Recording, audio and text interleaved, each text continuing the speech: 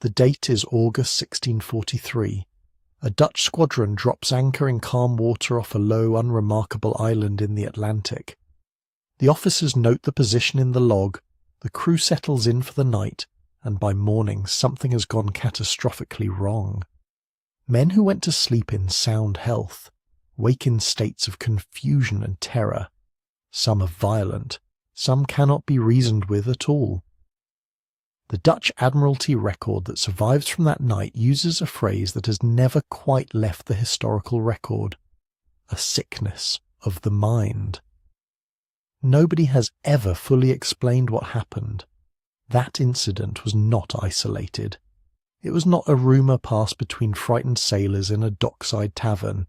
It was the first written entry in a pattern that would repeat across the 17th and 18th centuries, logged by different crews, different nationalities, different vessels, all anchoring off the same island, the place that eventually earned the name Mauvais Island, which translates simply as the Bad Island, though sailors had another name for it too, the Island of the Mad. One night was all it took. One night at anchor, and crews came back delirious or mutinous, or they did not come back at all. Historians have combed those logs, marine scientists have sampled the water, archaeologists have dug into the ground beneath the island itself, and as of right now, no accepted explanation exists, not among scientists, not among historians, not among the archaeologists who made a discovery beneath that island so unexpected that it reopened every question anyone thought they had already closed. This video is going to follow the full chain of evidence, from the earliest ship logs to the most recent excavation reports, and it is going to be honest about what that evidence does and does not show. Start with the scale of the problem. The 1643 Dutch Admiralty report is the oldest surviving written record, but it references the island's reputation as something already known, already feared, which suggests the oral history predates the document by years, possibly decades. What follows over the next century and a half is a series of logbook entries that independently describe the same progression: arrival, overnight anchorage, and then behavioural collapse, delirium, violence, in some cases, death. The crews were not drinking from the same source, they were not carrying the same cargo. They shared one thing, and that was the island. Modern science has taken 3 serious runs at this.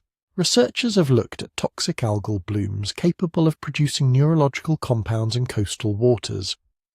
They have examined geological records for evidence of methane-rich gas seepage from the seafloor. They have even considered whether the island's geography could produce magnetic anomalies strong enough to disorient human cognition, and whether the weight of a well-established curse legend could generate psychosomatic symptoms severe enough to mimic what the logs describe. A 2022 review published in Marine Ecology Progress series examined all of these hypotheses together and arrived at a conclusion that is notable for its honesty. The environmental data do not support a single repeatable toxin, and the historical accounts are too sparse to isolate cause. Every theory survives as a possibility. None of them survives as an answer. Then, between 2023 and 2024, a team from the University of Cadiz excavated the central mound of Mauvais Island, and what they found 5 meters beneath the surface changed the nature of the investigation entirely. A timber platform, a stone-lined chamber, human remains, and in those remains something the team had not anticipated: elevated levels of hydrogen sulfide binding proteins in the bone, which in the language of forensic toxicology means long-term exposure to sulfide-rich gases, the kind of gases known to produce, among other symptoms, hallucination and delirium. The radiocarbon dating on that structure places its construction at roughly 3,800 years before the present. That predates known Polynesian settlement in the Atlantic. Whatever was built beneath that island, whoever built it, they built it in an era that our existing maps of human migration across the Atlantic do not account for. and the bones of people exposed to toxic gas were buried inside it. Mauvais Island is not the only place where a version of this story exists. Sable Island off the Canadian coast carries similar folklore. So does the Isle of the Dead in Scotland and Devil's Island in French Guiana. Recent geophysical surveys show that all 4 of those sites sit above active seeps of methane and hydrogen sulfide. That is not proof. It is a pattern, and patterns in the absence of proof are what investigations run on. What this video will do is follow that investigation properly, through the logbooks where the legend was first written down, through the laboratory work that produced 3 inconclusive decades of hypotheses, through the excavation that produced the most unexpected physical evidence anyone has found so far, and through the honest uncertainties that still surround every piece of it. The island has been generating the same question for nearly 4 centuries. The answer, if there is one, is only now beginning to take shape. The name itself tells you something. Mauvais in French means bad, not haunted, not cursed, not dangerous in any elaborately supernatural sense, just bad. The sailors who gave it that name were working people with practical vocabularies, and when they reached for a word to describe this island, the word they chose was the simplest negative available to them. That restraint is actually more revealing than any ghost story. They were not dramatizing, they were warning. The island the maid came later, and that name did involve some dramatizing, but it also described something specific. It did not say the island was home to monsters or spirits, or the wrath of God. It said people went there and came back insane. That is a navigational statement as much as it is a folkloric one, and that distinction between a supernatural curse and a documented, repeatable hazard is central to understanding why this island ended up in the historical record at all, to be direct about what we actually know and what we do not. No modern maritime chart carries the name Mauvais Island. There is no GPS coordinate that historians can point to with confidence and say, this is the place. What survives is a cluster of period documents, Dutch, English, and French, ship logs from the 17th and 18th centuries, that use the name, reference the location approximately, and describe the same phenomenon happening there. Scholars who have studied those documents believe the island may have been a small, gas-rich islet in the North Atlantic, possibly a sandbank that has since shifted or submerged, which would explain both the consistency of the historical references and the complete absence of the location from later charts. But that identification is a working hypothesis, not a confirmed finding. The island's precise coordinates cannot be established from what survives, and anyone claiming otherwise is working beyond the evidence. What the evidence does establish is the pattern, and the pattern is consistent enough across independent sources that it deserves serious attention rather than dismissal. The structure of every account is the same. A vessel arrives at the island in daylight, or at minimum completes its anchorage before nightfall. The crew appears to be in normal health at that point. The logs do not describe illness during the approach. No unusual symptoms noted during the day. No complaints from the officers about the physical condition of the men. This matters because it rules out explanations that would require an extended exposure period. Whatever happened to these crews, it happened fast. The ship anchors, night falls, and by morning the reports describe men in states that their officers struggled to put into words. Confusion so severe that coordinated work became impossible. What several logs describe as visions or hallucinations, physical agitation in some cases, and in at least a few documented instances, outright violence between crewmen who'd been functioning members of a disciplined naval unit the previous afternoon. The phrase from the 1643 Dutch Admiralty report, "a sickness of the mind," appears in various forms across multiple accounts, as if the writers were independently reaching for the same inadequate description because no better one existed. it is worth pausing on what is not in these accounts.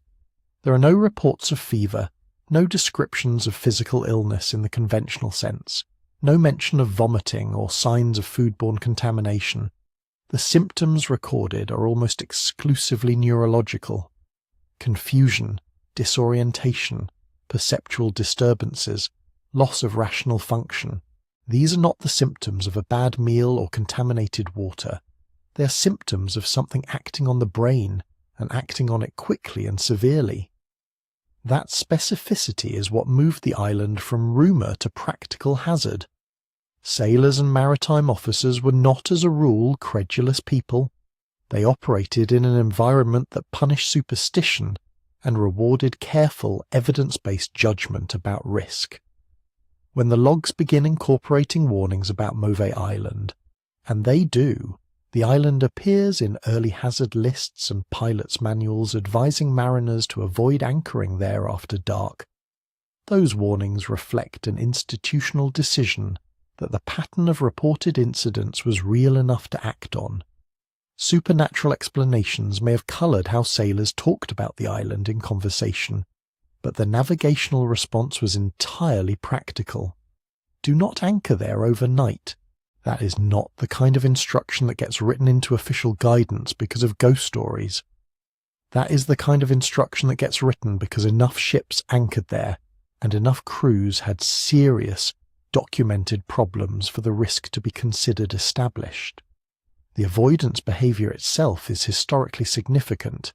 It shows that the people closest to the phenomenon, the working sailors and the naval officers who commanded them, were treating the island as a genuine environmental hazard.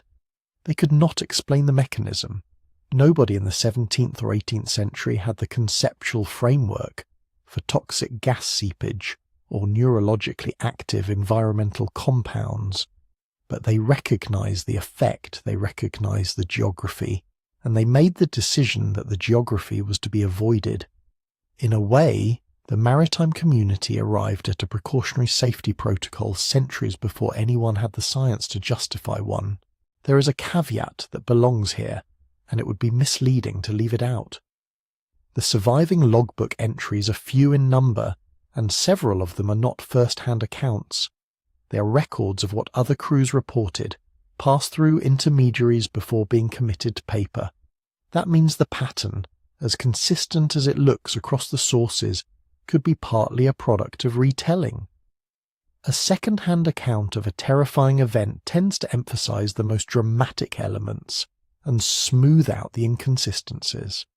It is possible that some of the incidents attributed to the island were exaggerated in transmission, or that the island's growing reputation caused later crews to interpret ordinary anxiety and discomfort through the lens of the curse, producing reports that confirmed expectations rather than purely describing experience.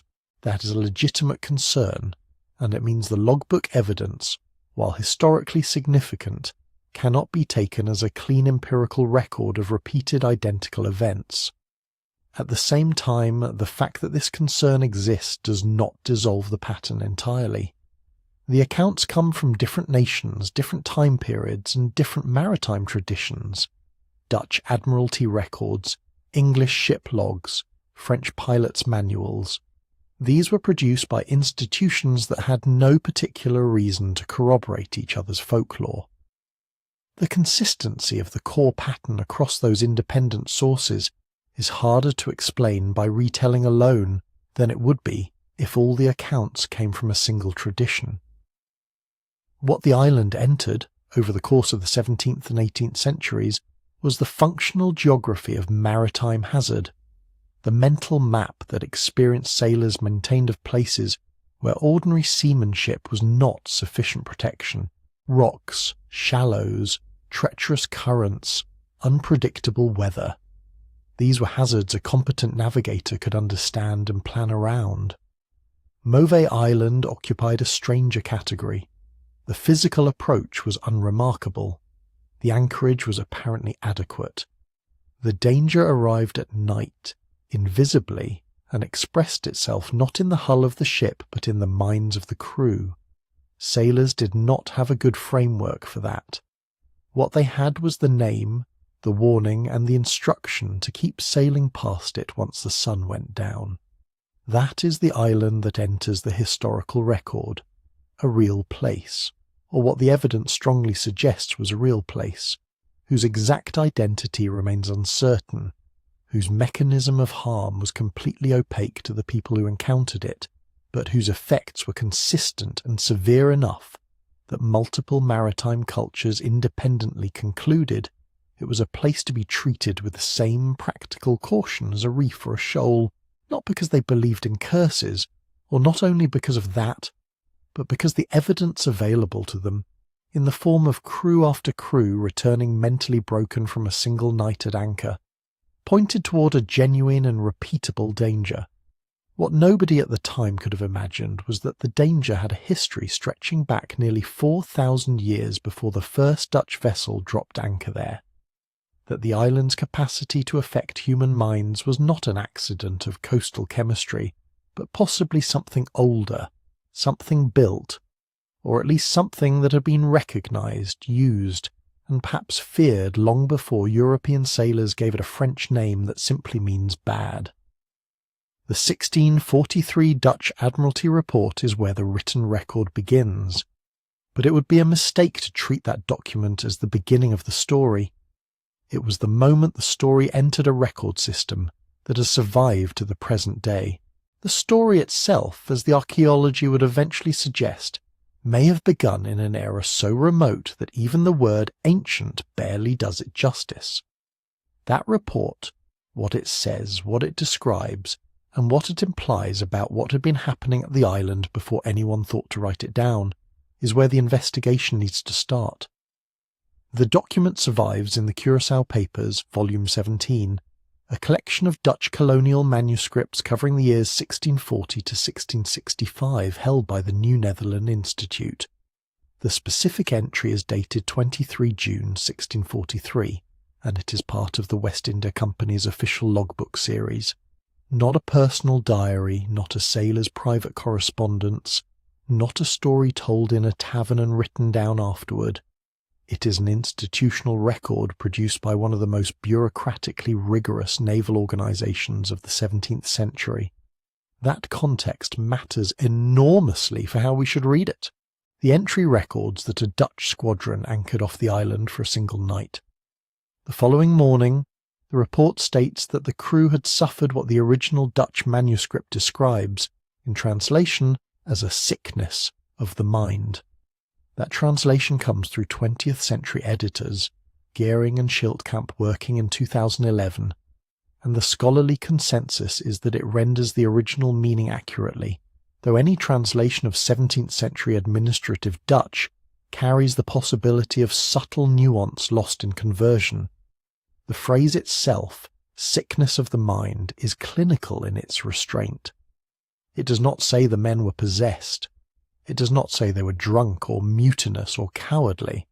It says they experienced a sickness, an involuntary affliction, and that this sickness was of the mind. That is an unusual thing for a 17th century naval officer to write, because the mind was not typically how nautical administrators described crew incapacity. You wrote about illness, you wrote about injury, you wrote about insubordination. Attributing a sickness specifically to the mind was a deliberate choice, and it suggests the officer writing the report was trying to describe something he did not have a conventional category for. The report does not elaborate. There is no accompanying meteorological data, no medical officer's notes, no breakdown of how many men were affected or for how long. The island's exact location is referenced only approximately, which is part of why identifying Mauvais Island with precision remains contested to this day. The account is, in practical terms, a single sentence attached to a date and a vessel record. As primary sources go, it is frustratingly thin, but thinness is not the same as unreliability. In fact, the very brevity of the Dutch entry is part of what makes it valuable. What you're reading in that 1643 report is a naval administrator attempting to log an anomalous event in the same flat, procedural register used to record cargo weights and water depths. There is no embellishment because the format did not invite embellishment. The West India Company was not in the business of producing sea monster stories. It was in the business of producing navigable records for future voyages. When an officer inserted a note about a sickness of the mind following a single night's anchorage, he was doing so because he believed it was operationally relevant information, something a future commander might need to know. This is what historians mean when they describe the 1643 report as the primary historical anchor for the legend. It gives scholars a fixed, datable point in time before which the phenomenon was apparently already observable, and it places that observation within an institutional context that was actively resistant to mythologizing. The Dutch Admiralty was not trying to scare anyone, it was trying to document a problem. That the documentation is sparse does not undermine its significance. It actually strengthens the case that something real was being recorded, because a fabricated or exaggerated account would more likely have appeared in a genre designed for dramatic effect rather than in the dry columns of a company logbook. Compare the 1643 entry with what came later, and the contrast is stark. By the 18th century, accounts of the island had acquired the full vocabulary of maritime horror. English ship logs began describing wild frenzy and crazed mutiny. French pilots' manuals used language that borrowed from the supernatural, referencing forces beyond the sea and beyond explanation. The men in these later accounts did not merely suffer a sickness of the mind. They raged, they wept, they attacked each other, they saw visions, they died. Some of this escalation almost certainly reflects real variation in how severely different crews were affected across different nights under different conditions. But some of it just as certainly reflects the accumulated weight of the island's reputation feeding back into the reports. By the mid-18th century, any crew anchoring at Mauvais Island already knew the legend. The line between experiencing something terrifying and interpreting something terrifying through an established terrifying narrative is a line that is very hard to draw in retrospect, and possibly was not easy to draw in the moment either. The 1643 Dutch report predates that feedback loop. The squadron that anchored there on the night of 22 June 1643 may have had no prior knowledge of the island's reputation, or may have had only vague rumours that had not yet hardened into an established legend. The sickness of the mind they experienced, whatever it was recorded before the curse had acquired its full cultural architecture.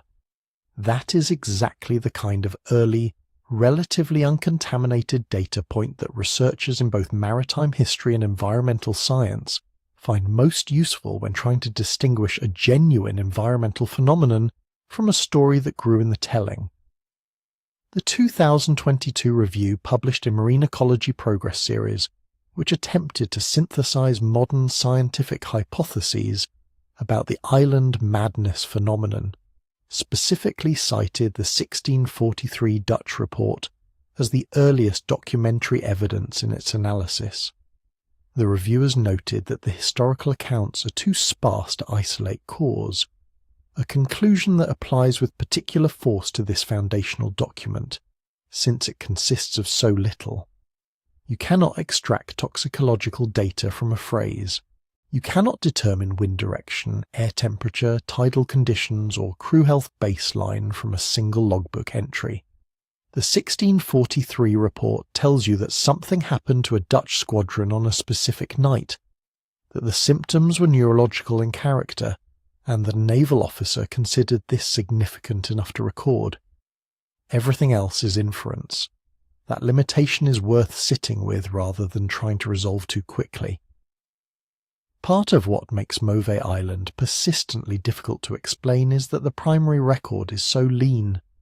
We are asked to build a theory about a repeating environmental phenomenon on a foundation that, at its earliest and most reliable point, consists of one sentence. Later accounts add detail, but they also add interpretive noise.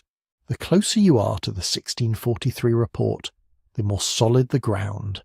The further you move toward the elaborated 18th century versions, the more you have to account for the distortions that legend introduces into first-hand observation. What that original entry cannot tell you, and what would not begin to become answerable for another 3.5 centuries, is what the island was doing to those men, or why or how long it had been doing it to anyone who spent a night in that particular anchorage. The Dutch officer who filed the report was recording a symptom. The disease, in every meaningful sense, remained entirely unknown, and it would remain unknown through decades and then centuries of further encounters, through accounts that grew increasingly vivid and increasingly difficult to separate from myth, until a team of archaeologists began pulling apart the island's central mound and found that the ground itself had something to say. The Dutch entry of 1643 was a beginning, not an outlier. In the decades that followed, ships from at least 4 different nations anchored off Mauvais Island and left written records of what happened next. And what is immediately striking about those records when you set them side by side is not how different they are from each other, it is how similar.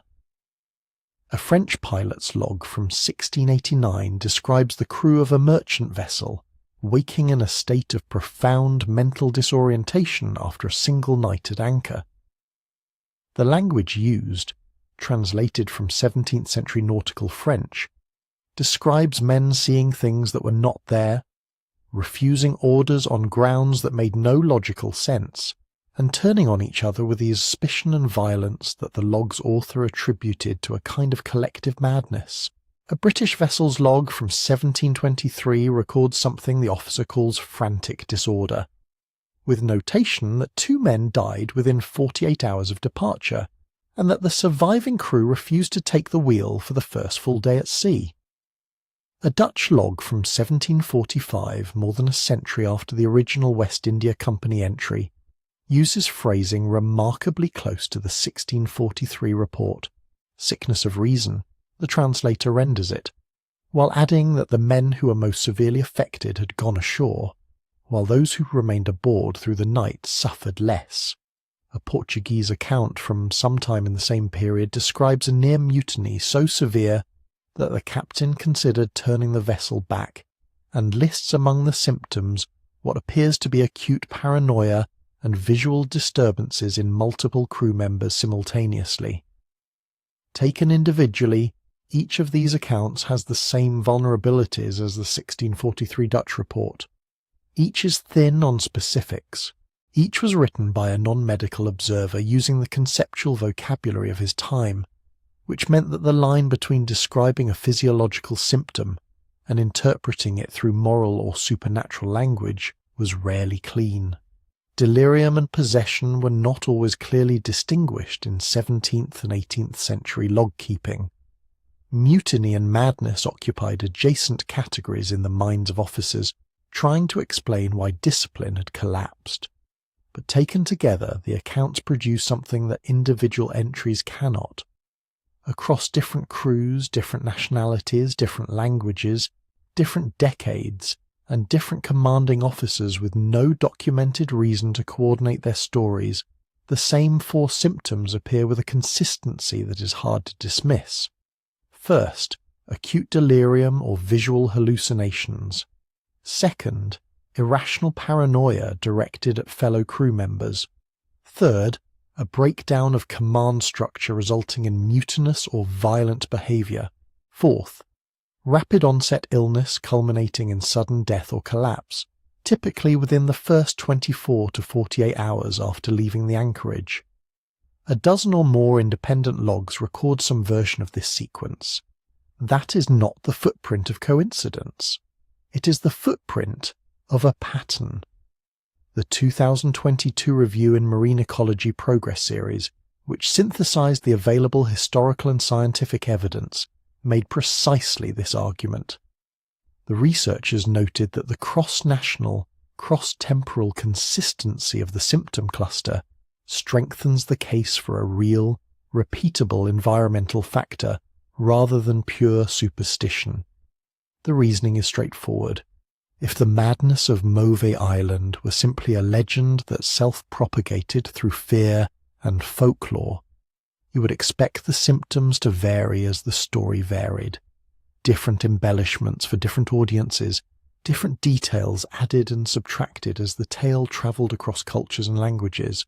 Instead, the core symptom set remained stable across accounts separated by decades and produced in 4 languages by men who had no obvious common source for a shared narrative. That stability is exactly what you would expect if the cause was something physical and repeatable rather than something imagined and culturally constructed, which is compelling, but it is not conclusive, and the reasons why matter. Start with the logs themselves. What survives represents a small, non-random sample of all the voyages that ever approached Mauvais Island.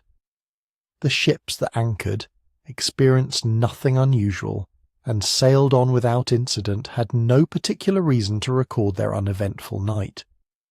The ships that anchored and found their crews descending into apparent madness had every reason to write it down.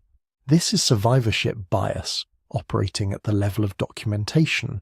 The dramatic events left traces and the ordinary events largely did not, which means the archive is skewed toward the disturbing before any analysis begins. It is possible, perhaps even likely, that many crews anchored near the island without significant incident, and that those nights simply never made it into any record we can access. Then there is the problem of what the logs actually describe. Delirium is a subjective observation. Paranoia is an interpretation. Mutinous behaviour in an 18th century log might describe anything from a full violent uprising to crew members arguing with officers under stress.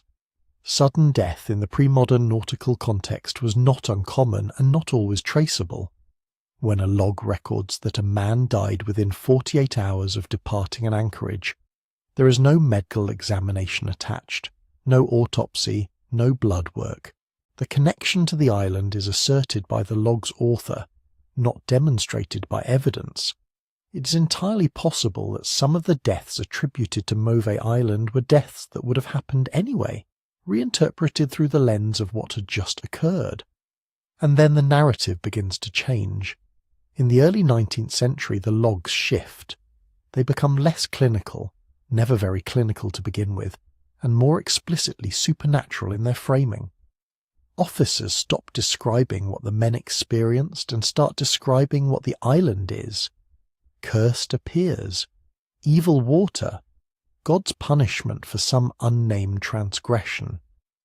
The precise, if sparse, language of symptom description gives way to the florid vocabulary of superstition, and with that shift, the physiological details blur. You stop being able to extract a symptom timeline from the accounts because the accounts are no longer trying to document a medical event. They are trying to characterize a moral landscape. The narrative has become the point, rather than the evidence.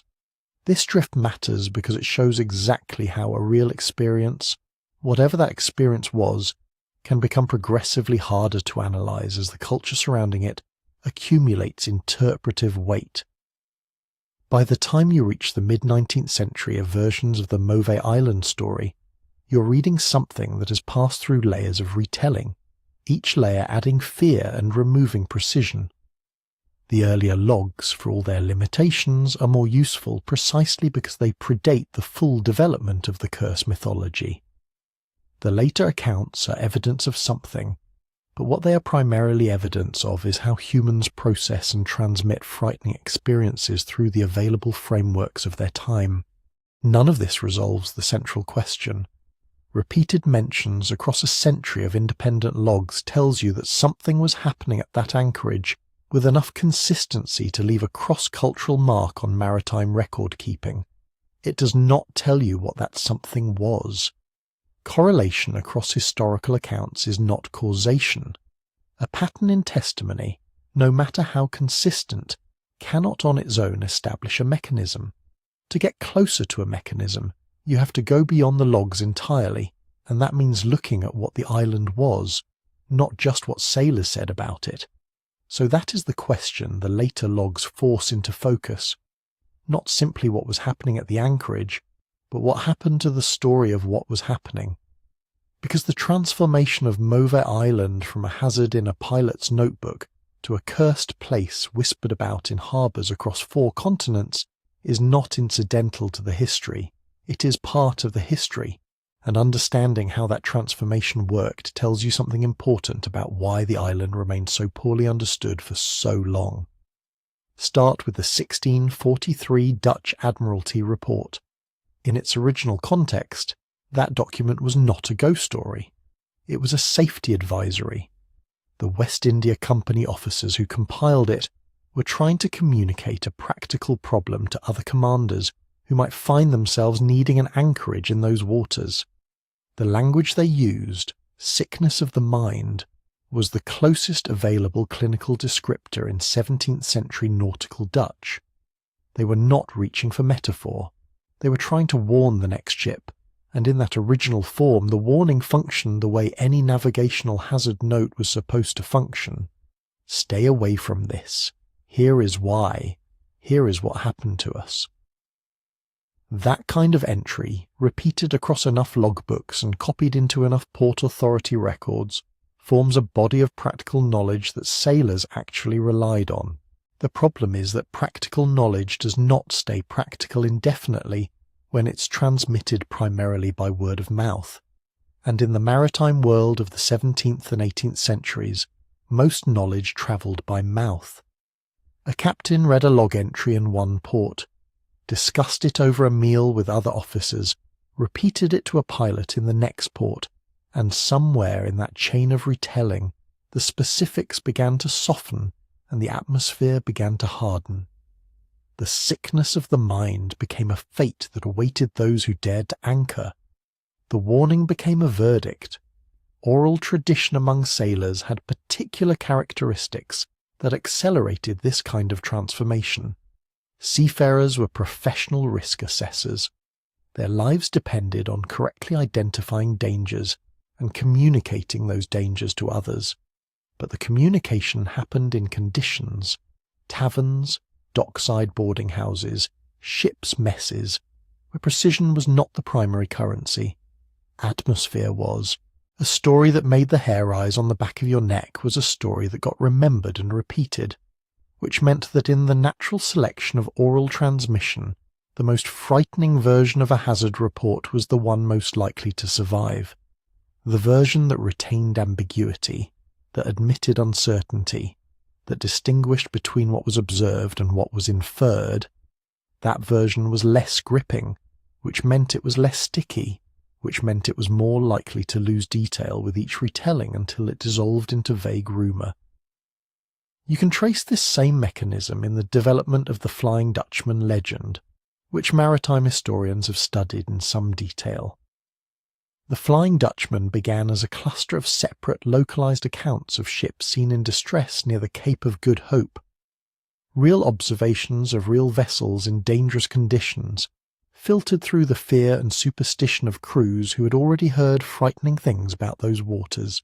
Over time, the oral tradition fused those separate accounts into a single spectral ship, a permanent supernatural presence, a moral emblem of what happened to men who defied the sea.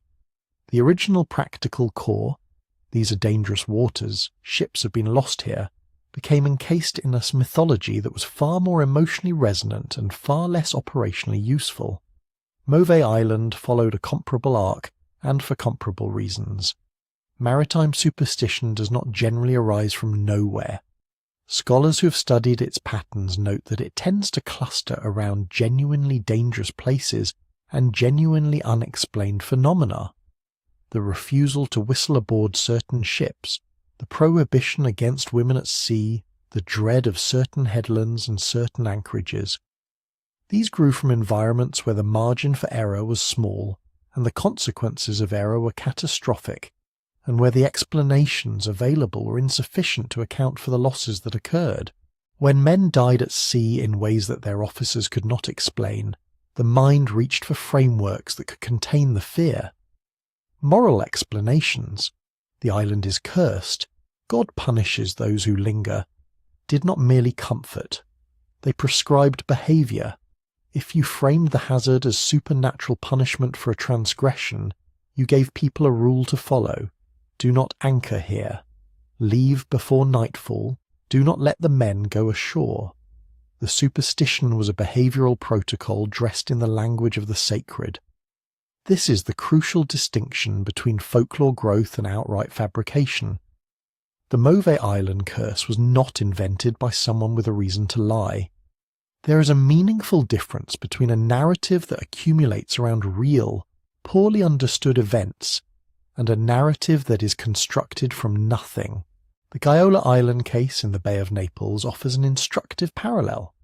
A documented series of genuine misfortunes attached to a small island, financial ruin, and sudden deaths that were real enough, gradually woven together with invented elements. A 19th century sorcerer hermit who appears in later retellings, but leaves no trace in earlier records, until the accumulated folklore no longer clearly separates what happened from what was imagined to explain what happened. Giolla's curse, like Mauvais Island's, had a factual seed. The growth of the narrative around that seed was not fabrication. It was the ordinary process by which human communities make persistent, unexplained danger legible and transmissible. What makes this process particularly consequential in the case of Mauvais Island is that the curse narrative, once fully formed, became self-reinforcing in ways that actively hindered investigation. A crew that arrived at the anchorage already primed with fear, that already understood itself to be in proximity to a supernatural hazard, was a crew operating under significant psychological load before anything physiological had even begun. If the environmental factor at Mauvais Island was real, and the consistency of those early logs suggests strongly that something was, then fear amplified it. Anxiety lowers the threshold at which ambiguous physical sensations are interpreted as threatening.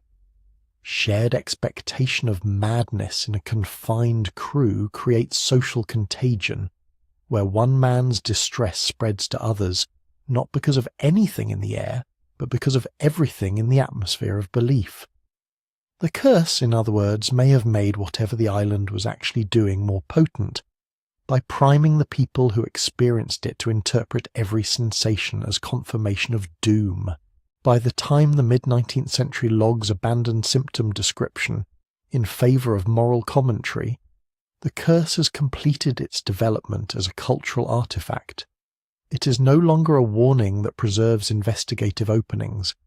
It is a closed narrative that explains everything and examines nothing. The island is evil. That is the answer and also the end of the question, which is precisely why, for so long, no one looked underneath it. And here is where the story takes a turn that should, by rights, have produced clarity, because eventually people did look.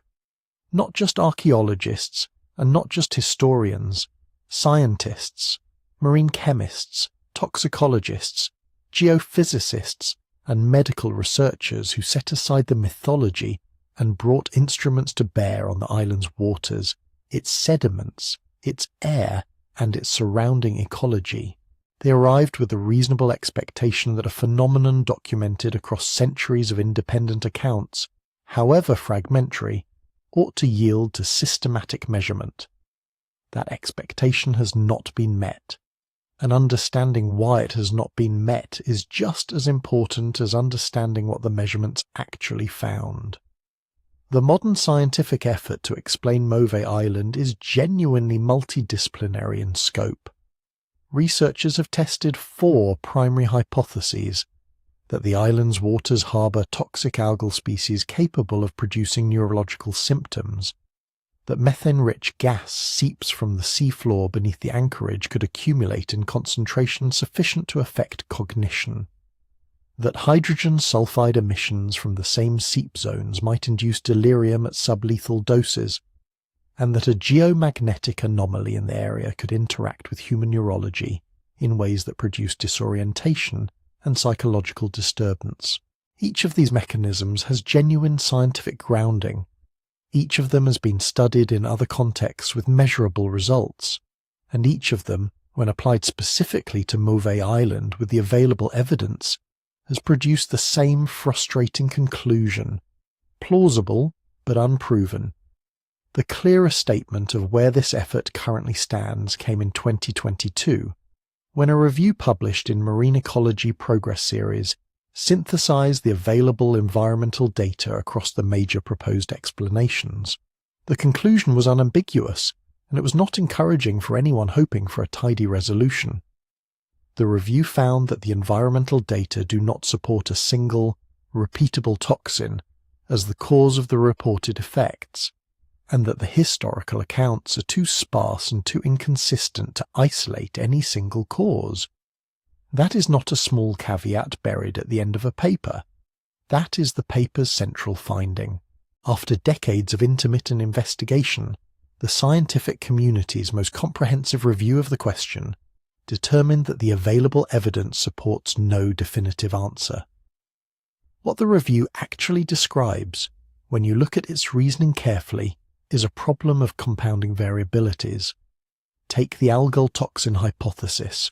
Harmful algal blooms do produce compounds, saxitoxin, domoic acid, that are capable of causing neurological symptoms in humans, including disorientation, memory disruption, and in high doses, seizures and death. This is well established. What is also well established from toxin monitoring work in marine ecosystems is that these compounds appear only intermittently and at levels that vary substantially by season, by year, and by location within a given coastal zone. A survey of marine mammals near the island detected saxitoxin and domoic acid, but at low levels and not consistently. Their presence in any given week depended on water temperature, nutrient upwelling, current patterns, and a dozen other variables that shift constantly. This means that any algal toxin exposure at the anchorage would have been episodic and unpredictable, capable perhaps of explaining some incidents in some seasons under some conditions, but incapable of explaining a pattern that the logs describe as reliable and repeating regardless of season or year. The methane and sulfide hypotheses face a different version of the same problem. Gas seeps do exist in geologically active coastal zones, and their concentrations can fluctuate dramatically depending on tidal pressure, sediment disturbance, and temperature.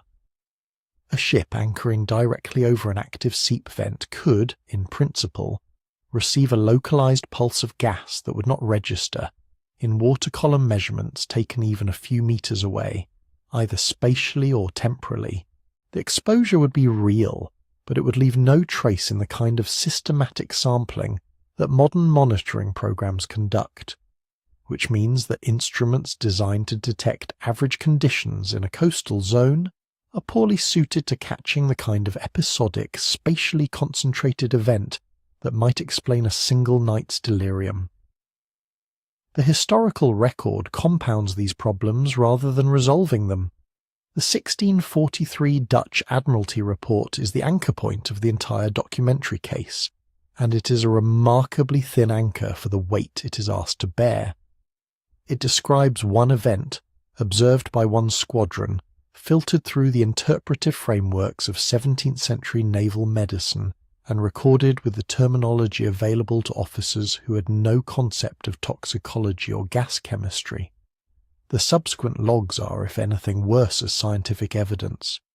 They are inconsistent in ways that resist easy explanation.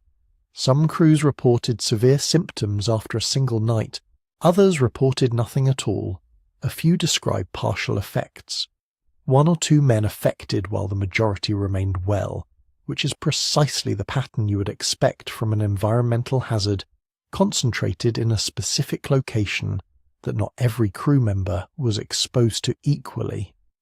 But it is also the pattern you would expect from psychosomatic contagion, from differential individual sensitivity to alcohol or fatigue, or simply from the ordinary randomness of human experience.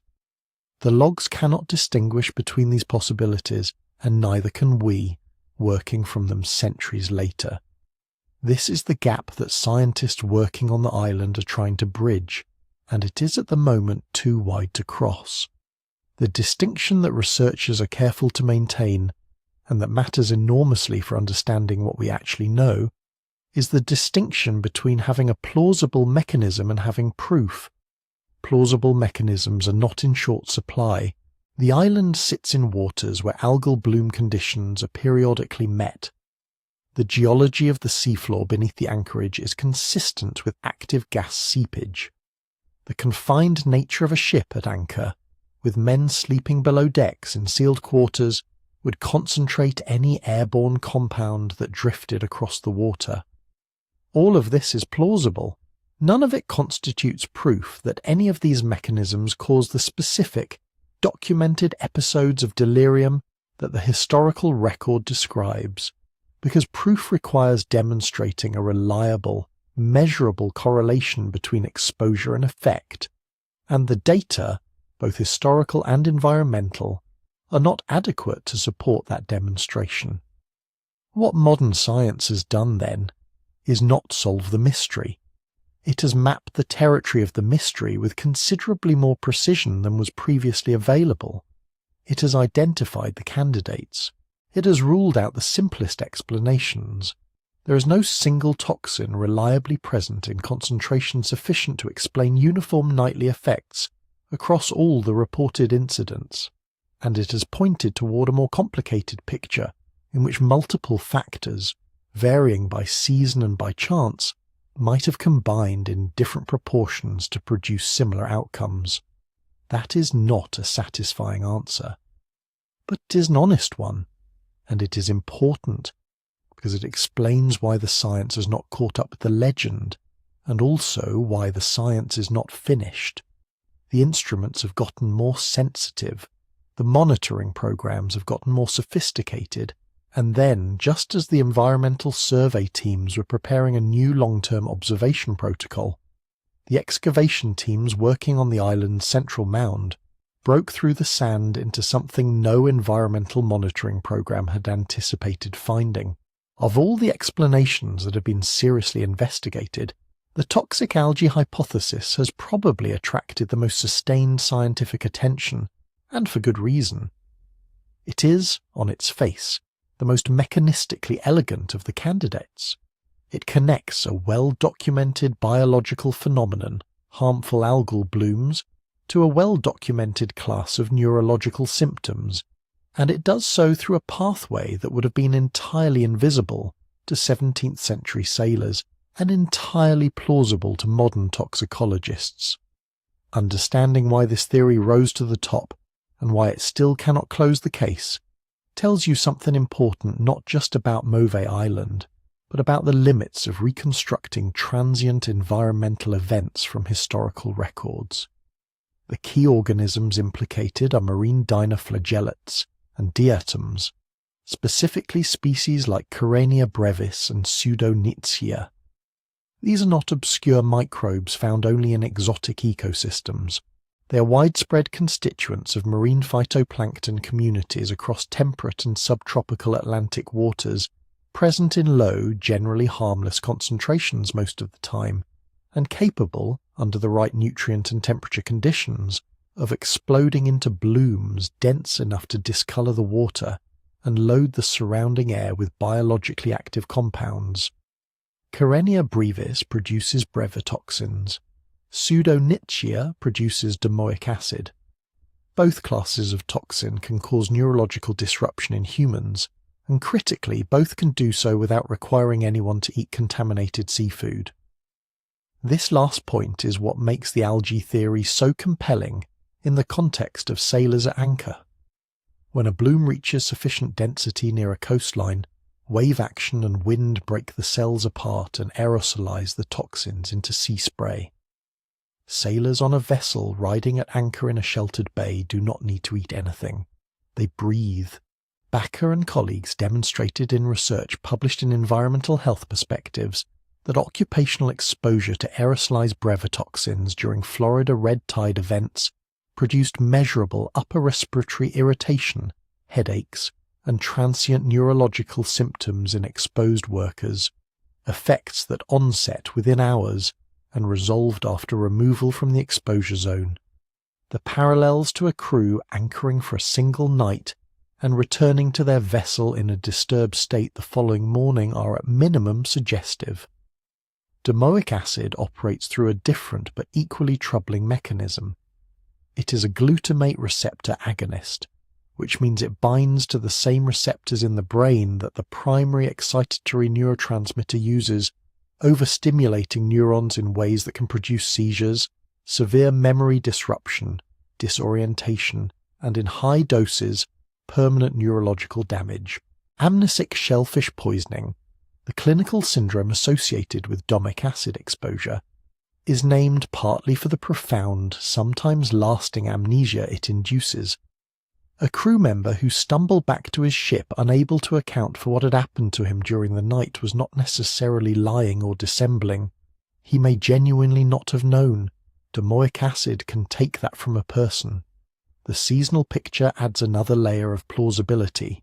Research on pseudonitschia bloom dynamics in the North Atlantic, including work published by Jenkins and Burton in Limnology and Oceanography, shows that domoic acid peaks in this region tend to cluster in late spring, summer and early autumn, precisely the sailing seasons during which the historical logbooks describe incidents at Mauvais Island. Several of the voyage records that researchers have been able to cross-reference with approximate calendar dates describe the afflictions as occurring during summertime or autumn passages, which is exactly when bloom conditions in the surrounding waters would be most likely to produce toxin spikes. That correlation is not proof, but it is not nothing either. So why hasn't this theory closed the case? The answer lies in the gap between mechanism and evidence, and it is a gap that grows wider the more carefully you examine it. The first problem is concentration variability.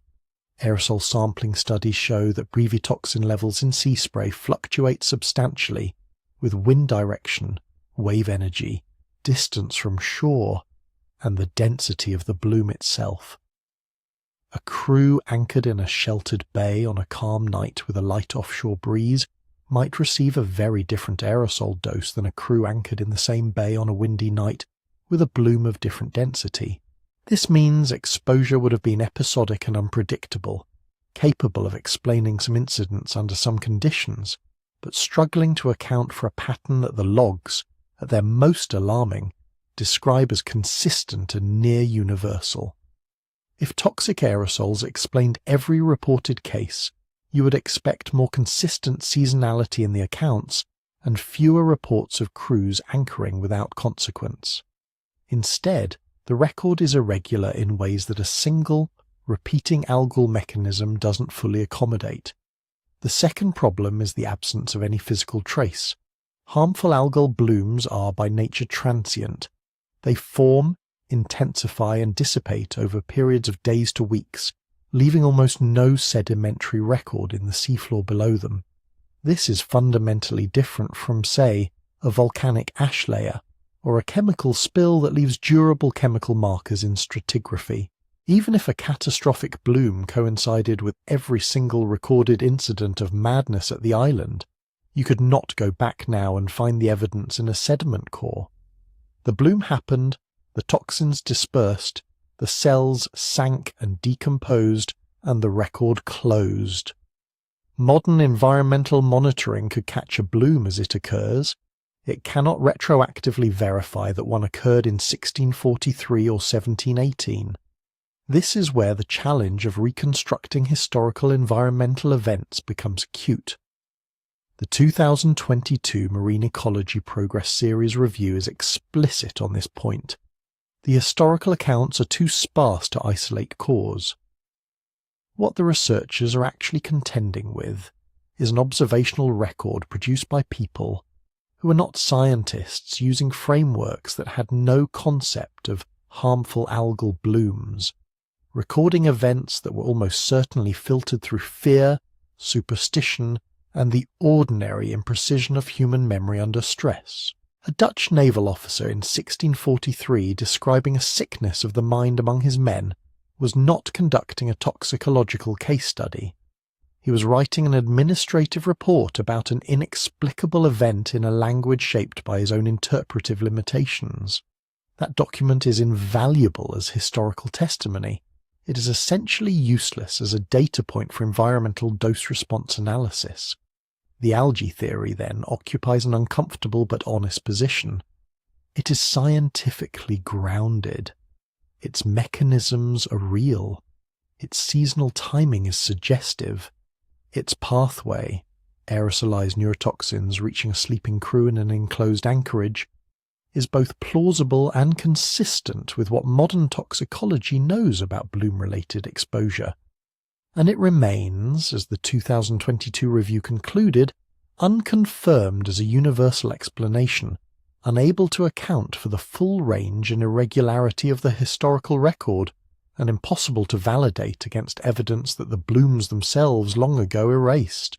What the algae theory ultimately illustrates is not a failure of science, but a structural limitation that shapes every attempt to turn old logbooks into environmental data. The world does not preserve its transient events for our later convenience, and the further back you look, the more that ordinary impermanence becomes an insuperable obstacle. Which is in part why the discovery beneath the island's central mound mattered so much, because what was buried there had not been transient at all. If the algae theory's fundamental weakness is its reliance on transient biological events that leave no lasting trace, the next major candidate in the environmental lineup has a different character entirely. Methane seepage and hydrogen sulfide emissions are not episodic, biological phenomena that bloom and vanish with the season. They are geological. They originate in processes operating on timescales of centuries and millennia, tied to the structure of the seafloor itself, and crucially, the seeps that produce them can persist in the same location for generations, which means that if gas emissions were responsible for what happened to crews anchoring off Mauvais Island, the cause would have been waiting there long before the first Dutch sailor dropped anchor, and it may still be there now. To understand why this matters, you need to picture what a marine hydrocarbon seep actually looks like in practice. At sites like Coal Oil Point off the coast of California, one of the most extensively studied natural seep fields in the world, methane-rich gas escapes continuously from fissures in the seafloor, rising through the water column in streams of fine bubbles that spread and merge as they approach the surface. Under normal offshore wind conditions, those surface plumes are carried away from the coast and diluted into the broad atmosphere. But research published in scientific reports in 2023 by Leifer and colleagues documents something important about what happens when the wind drops.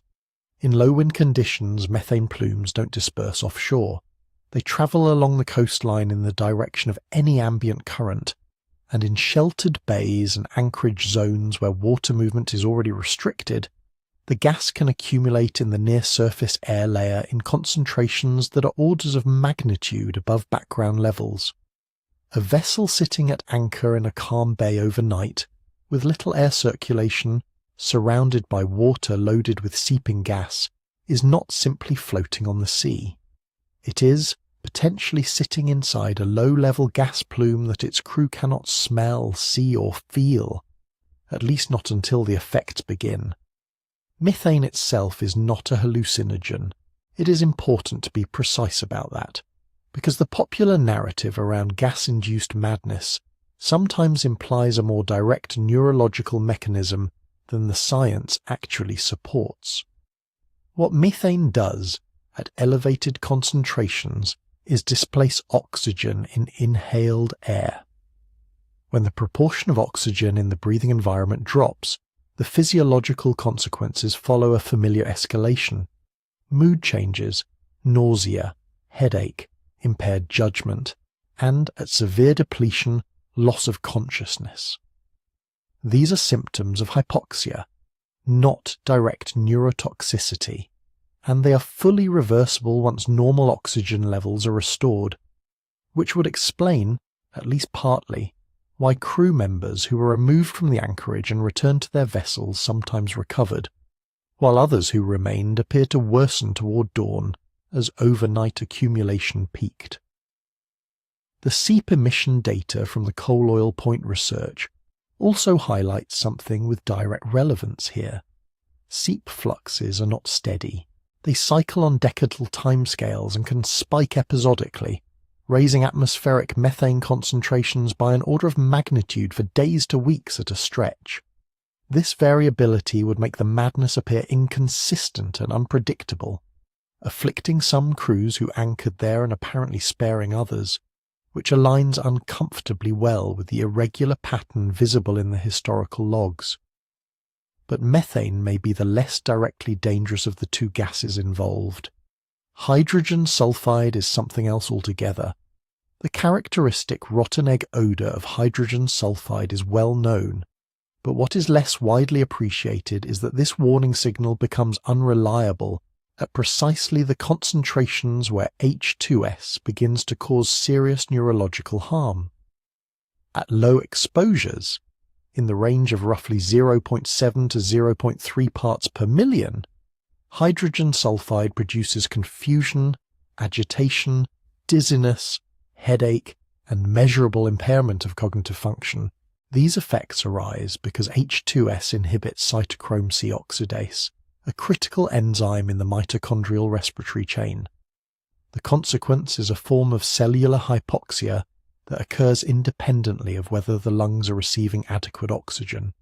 The brain's neurons are functionally starved even in an otherwise well-oxygenated environment, producing a neurological profile that looks from the outside very much like the sickness of the mind described in the 1643 Dutch Admiralty report. The 2021 Journal of Toxicology research on gas seeps and human neurotoxicity is explicit about this pathway. Even sub-odor threshold concentrations of H2S can produce delirium-like states in chronically or acutely exposed individuals. A sailor who could not smell anything unusual would have no warning that anything was wrong until the disorientation had already taken hold. Now consider what happens when these two gases operate together in the same confined environment.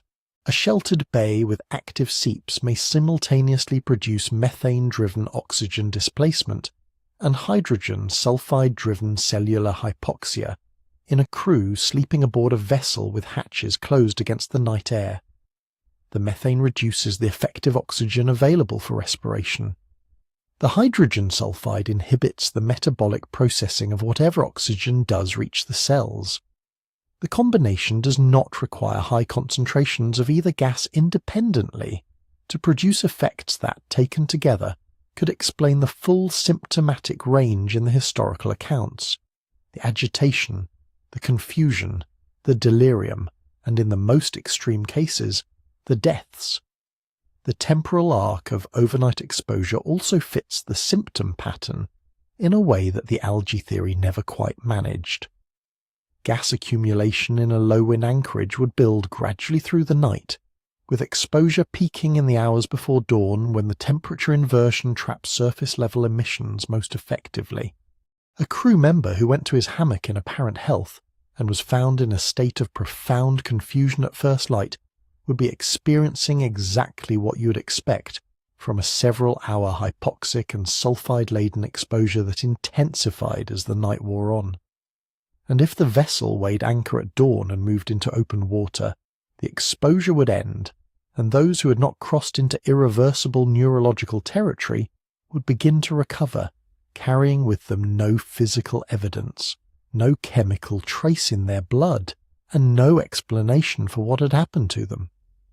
The honest caveat here is substantial, and it echoes the structural limitation that plagued the algae hypothesis. We have no direct gas measurements from Mauvais Island's anchorage zone on any of the nights documented in the logs.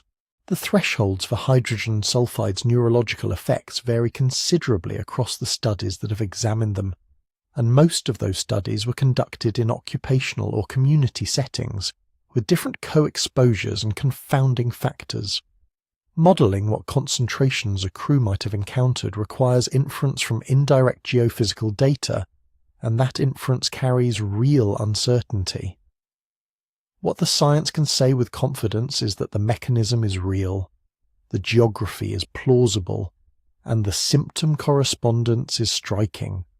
What it cannot yet say is whether the concentrations were actually sufficient on those specific nights to produce those specific outcomes. That distinction between a plausible mechanism and a confirmed cause is exactly what separates a hypothesis from an answer, and it is what makes what archaeologists eventually found beneath the island so significant. Because the bones they uncovered were not carrying uncertainty, they were carrying something far more concrete. The methane and sulfide hypothesis carries real weight precisely because it offers a mechanism that is continuous, geological, and chemically capable of producing the documented symptoms.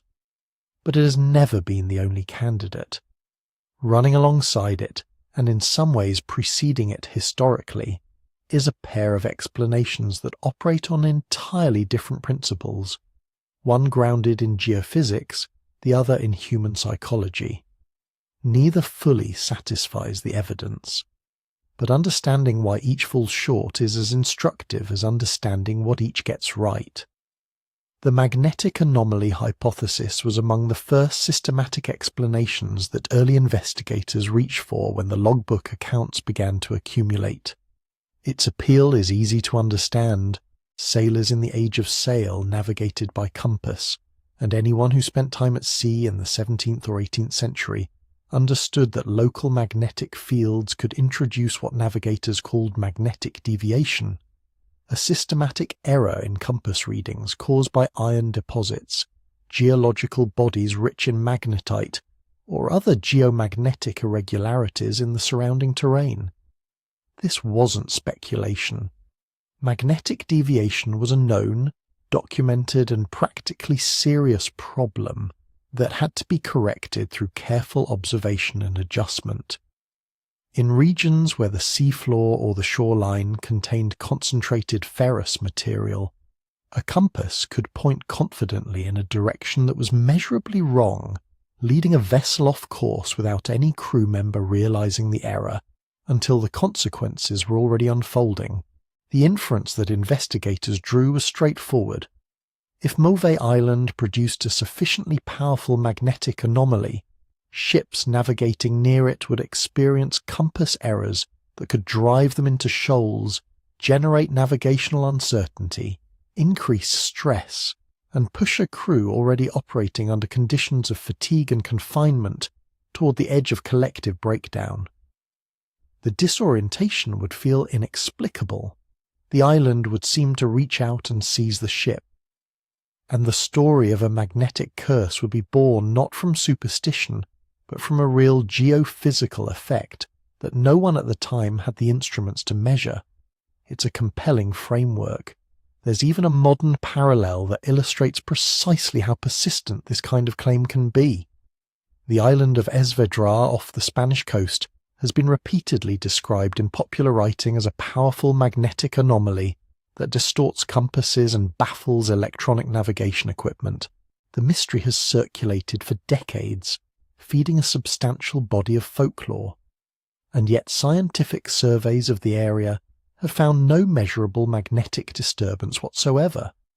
The anomaly, it turns out, existed primarily in the stories people told about it, not in the geomagnetic record.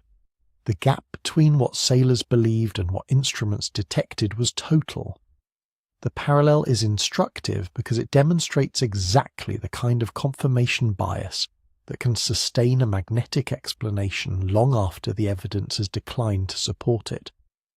In the case of Mauvais Island, the honest situation is that direct geophysical measurements capable of confirming or ruling out a meaningful magnetic anomaly are simply lacking.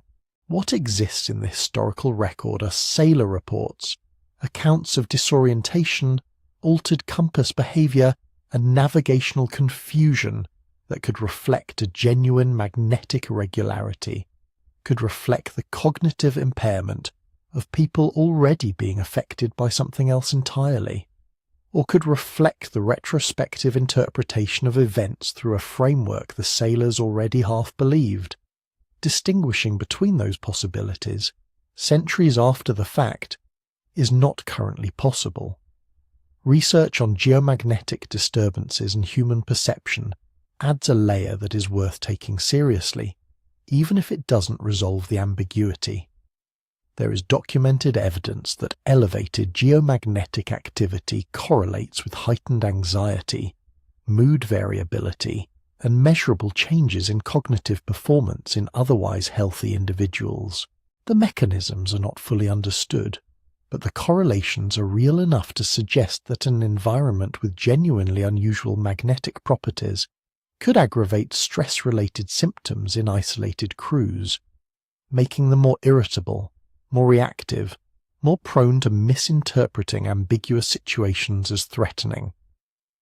A magnetic deviation that subtly altered a ship's heading could produce navigational uncertainty.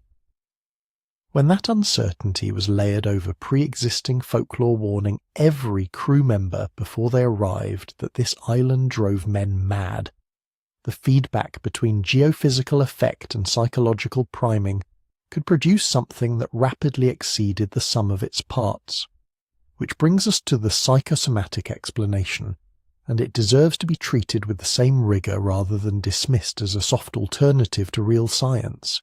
The historical and clinical literature on madness at sea, including extensive documentation gathered by maritime health researchers and synthesized in Nautilus International's survey of the phenomenon, makes clear that the conditions aboard sailing vessels at anchor were genuinely pathological environments for mental health. Confinement, darkness, social isolation, disrupted sleep, poor nutrition, and the sustained proximity of the same small group of people under the authority of command structures that could crack without warning. These are precisely the conditions that can generate what historical accounts sometimes called cabin fever, and what modern psychiatry would recognize as acute stress reactions capable of producing hallucinations, paranoid ideation, and collective behavioral breakdown.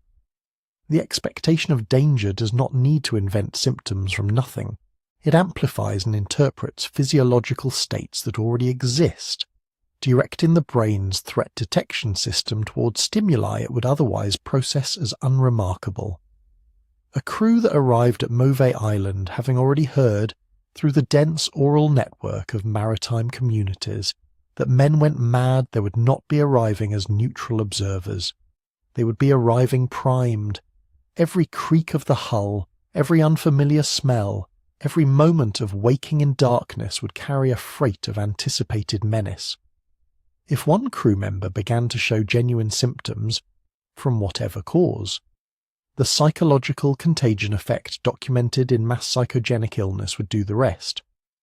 Fear, once embodied in a single visible case, spreads through groups in ways that produce real physiological responses: elevated cortisol, impaired cognition, cardiovascular stress, fainting.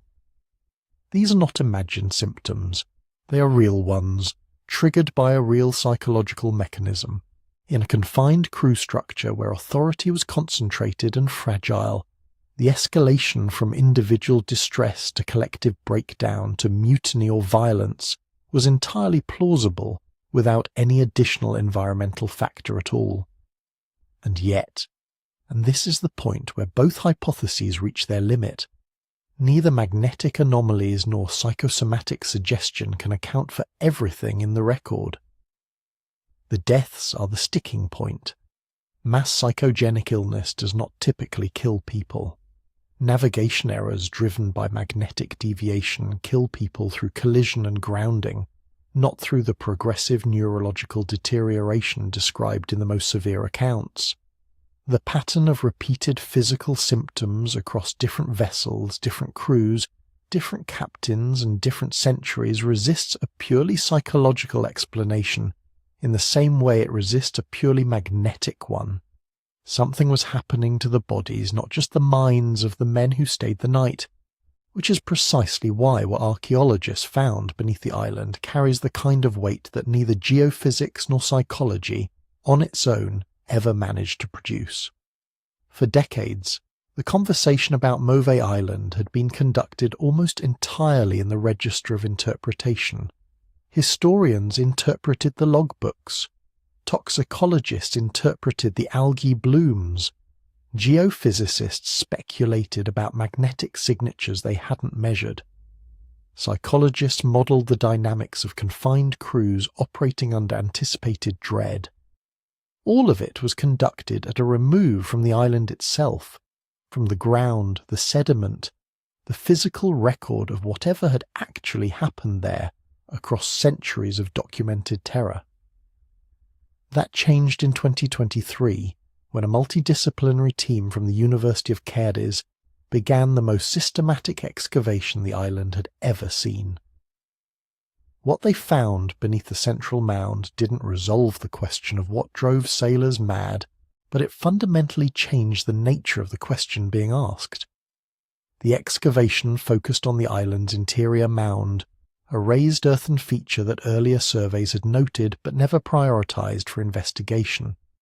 It had the appearance of a natural topographic irregularity, the kind of slightly elevated ground that forms on low-lying coastal islands through the gradual accumulation of wind-blown sediment and organic debris.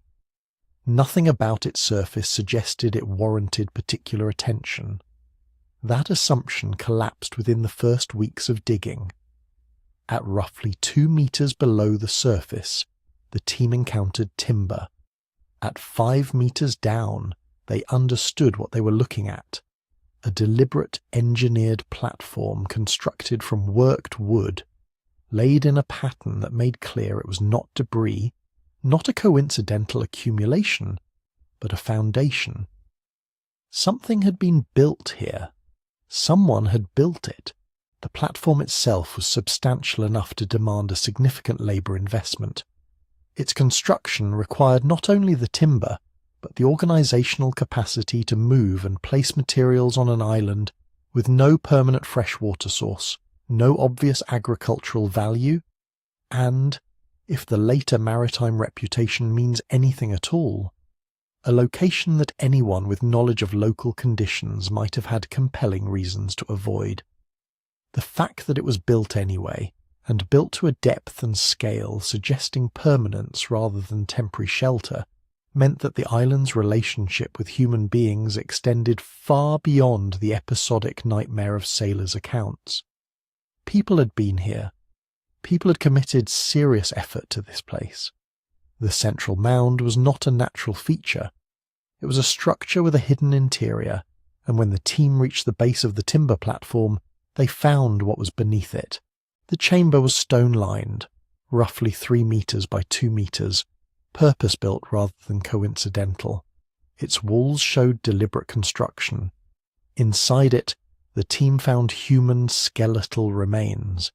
This is the point at which the island stopped being a folklore problem and became an archaeological one in the strictest sense.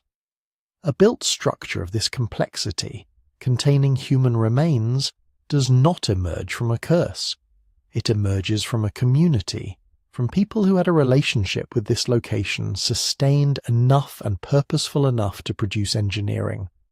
Whether that purpose was ritual, funerary, administrative, or something else, entirely cannot currently be determined from what the excavation recovered. But the presence of the chamber establishes something that no amount of logbook analysis could ever establish on its own. That human engagement with Mauvais Island was not an accident of maritime geography. It was repeated, intentional, and organised. The radiocarbon date the team obtained from charcoal recovered within the timber platform placed its construction at approximately 3,800 years before present, roughly 1800 BC. That figure requires careful handling, and the Cadiz team has been appropriately cautious about it. The date rests on a single charcoal sample, and single-sample radiocarbon results carry uncertainty ranges that can span several centuries in either direction.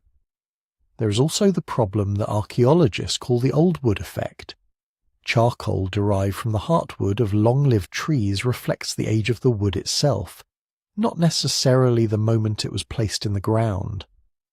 If the timber came from an ancient tree that had been dead for a century or more before it was incorporated into the platform, the radiocarbon date could be systematically older than the actual construction event by a meaningful margin. The team has acknowledged this caveat explicitly, and further sampling will be necessary before the chronology can be treated as settled.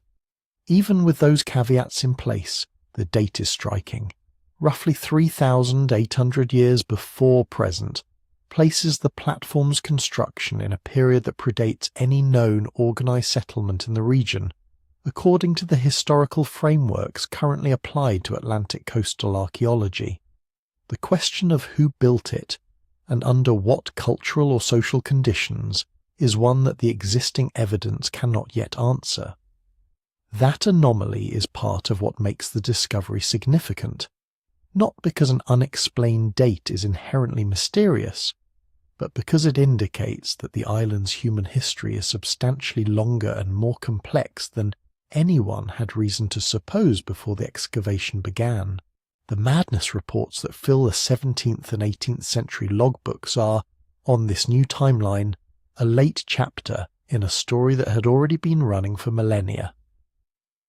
The human remains found inside the stone-lined chamber added another dimension that connects the archaeological findings directly to the environmental hypotheses the previous years of research had been developing.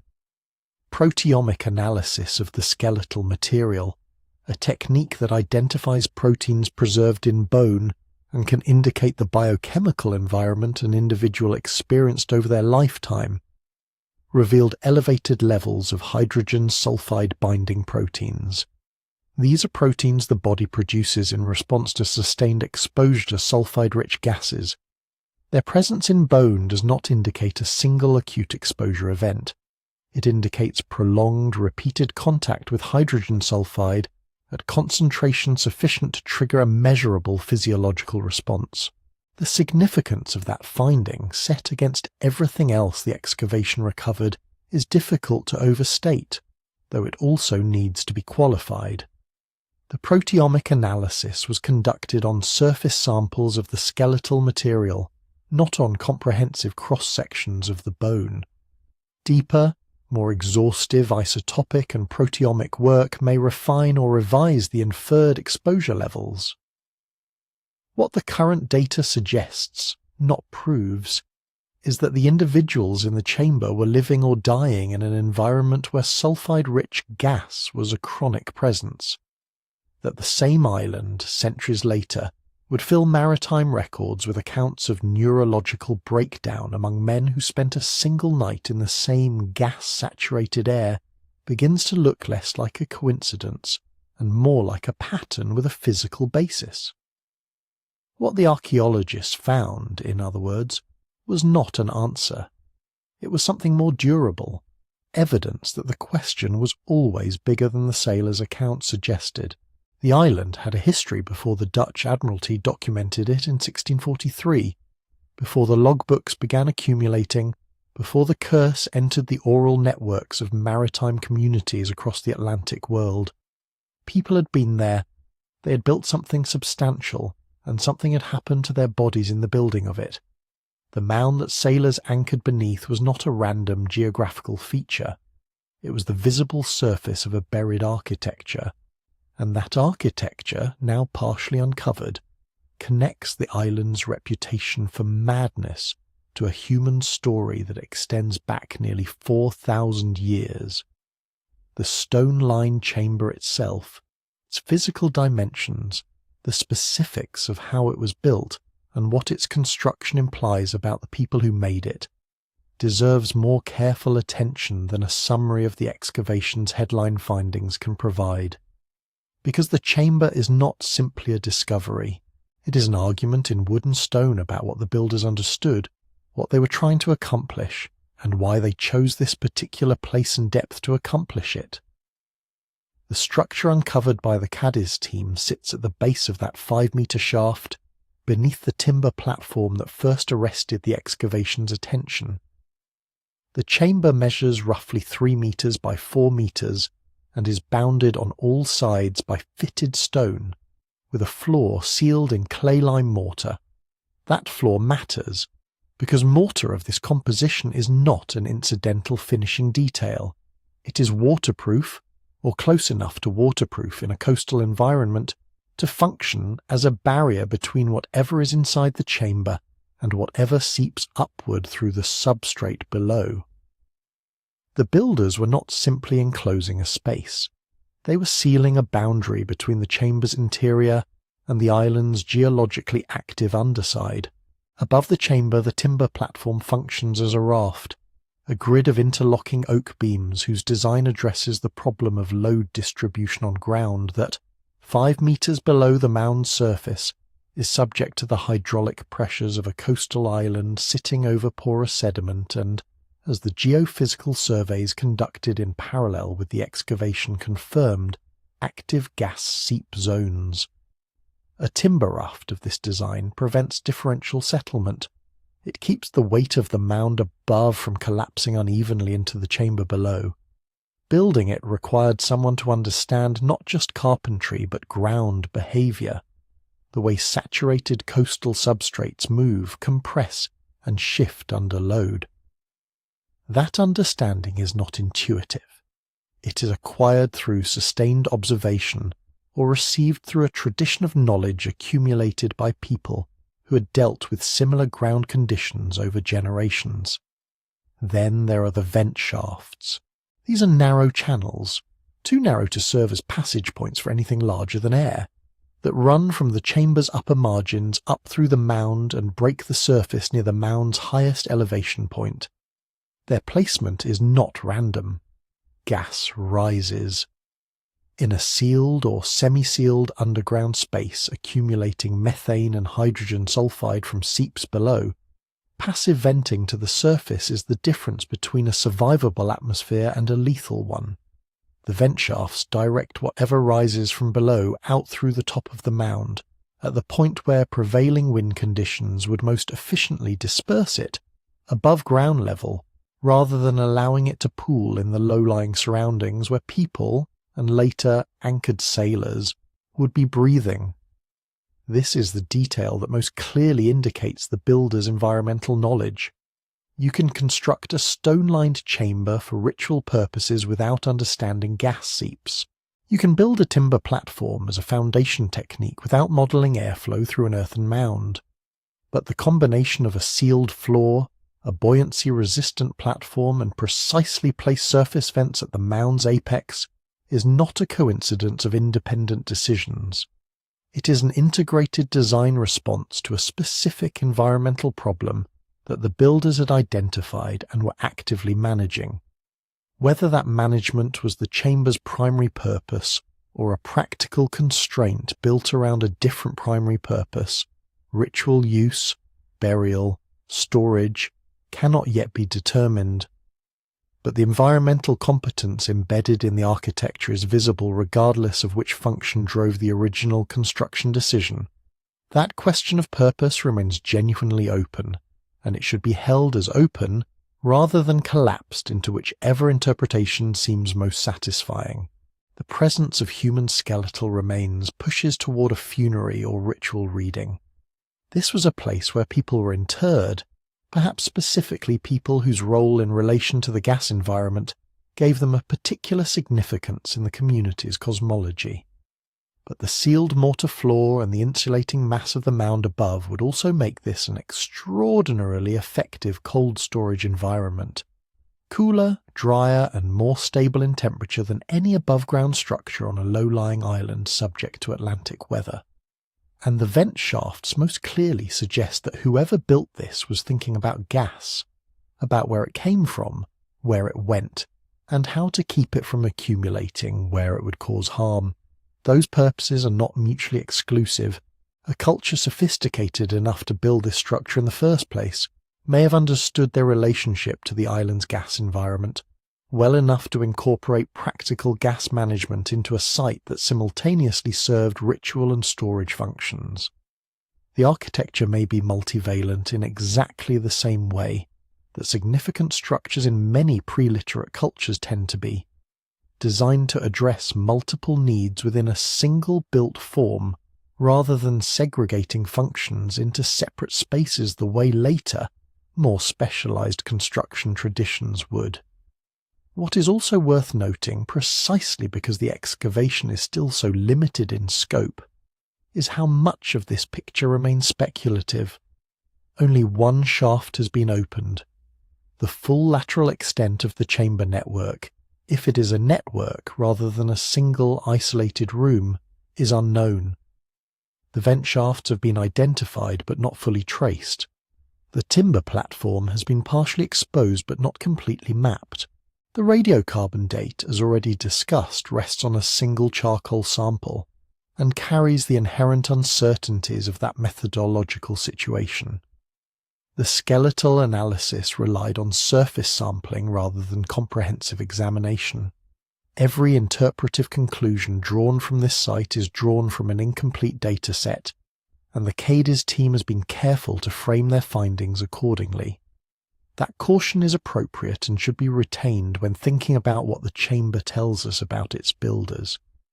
What can be said with confidence is that the builders had advanced specific knowledge of the local geology and of the behavior of the gases that geology produced. They applied that knowledge to an engineering problem in ways that were coherent, durable, and evidently effective enough for the structure to survive roughly 3,800 years of coastal conditions. They were not people who stumbled onto a cursed island and suffered for it. They were people who understood the island well enough to build inside it, accounting for the forces they knew were operating beneath the surface. The sailors who came millennia later and spent one night breathing what accumulated at ground level had no such knowledge and no such preparation. The difference in outcome, chronic exposure managed by architecture on one side, acute neurological collapse on the other, may say more about the presence or absence of that knowledge than about the gas itself. The chamber below the mound was built by people who knew exactly what they were dealing with. What they knew, and how they came to know it, is a question the island has not yet finished answering. The question of what the builders knew is inseparable from the question of what the bones tell us. And the bones, when the forensic analysis reached the point where preliminary conclusions could be drawn, began to tell something genuinely unexpected. The human remains recovered from the chamber were fragmentary. Coastal environments are hard on organic material. Salt infiltration, humidity cycling, the slow chemistry of marine sediment all work against preservation over millennia. What the Cadiz team recovered was not a complete skeletal record, but enough material across multiple individuals to allow initial biochemical screening. That screening focused on a class of proteins that the human body produces in elevated concentrations when tissues are repeatedly exposed to hydrogen sulfide, proteins that bind sulfide compounds and sequester them in ways that partially protect cellular function during ongoing exposure. The presence of these proteins in bone and preserved soft tissue is not a baseline finding. Healthy individuals with no unusual environmental exposure show minimal concentrations. Elevated levels indicate chronic contact with sulfide-rich atmospheres over periods long enough for the body's protective biochemistry to have adapted and responded. The remains from the chamber showed elevated concentrations of these binding proteins. That finding is significant, and it is also limited, and holding both of those things simultaneously is necessary before drawing any conclusions from it. What the elevation indicates, at minimum, is that the individuals interred in this chamber spent substantial portions of their lives in environments where hydrogen sulfide was a recurring atmospheric presence. They were not people who encountered the gas once, acutely, and died from it. They were people whose bodies had mounted a sustained biochemical response to repeated low to moderate exposure, the kind of response that develops over years, not hours. This matters enormously for understanding the relationship between the chamber's occupants and the island's geology. It implies that these individuals lived on or very near the island for extended periods, and that during those periods they were regularly breathing an atmosphere measurably different from what a visitor arriving by ship would encounter. The distinction is between chronic adaptation and acute crisis, and it runs directly through the centre of everything the historical sailing logs describe.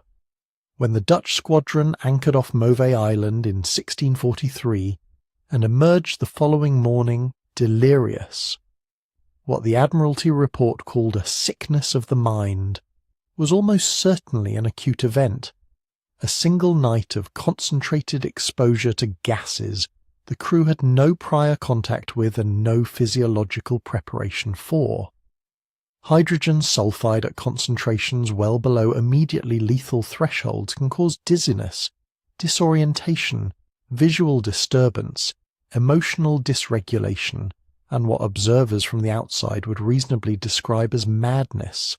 The progression from behavioural change to physical incapacitation can occur over hours, particularly if individuals are stationary, sleeping, resting on deck, confined in the hull of a vessel at anchor, in conditions where gas from shoreline seeps accumulates in low-lying air rather than dispersing in open wind. The 2021 work in the Journal of Toxicology documenting hydrogen sulfide's neurotoxic mechanisms makes clear that even brief acute exposure at moderate concentrations can produce effects indistinguishable, to an untrained observer, from psychosis or sudden violent derangement. The people in the chamber had none of that acute vulnerability. Their bodies had been adjusting to the island's gas environment for years or decades. The architecture they built, the sealed floor, the vented mound, the timber platform managing ground-level pressure, was one dimension of that adjustment. The biochemical changes preserved in their bones were another invisible dimension. The body doing internally what the engineers did externally, routing the hazard into manageable channels rather than allowing it to overwhelm the system. The contrast between those two populations, the adapted long-term inhabitants whose remains are in the chamber and the unadapted sailors who spent a single night at anchor, is probably the most forensically coherent connection the excavation has so far produced between the physical evidence and the historical record.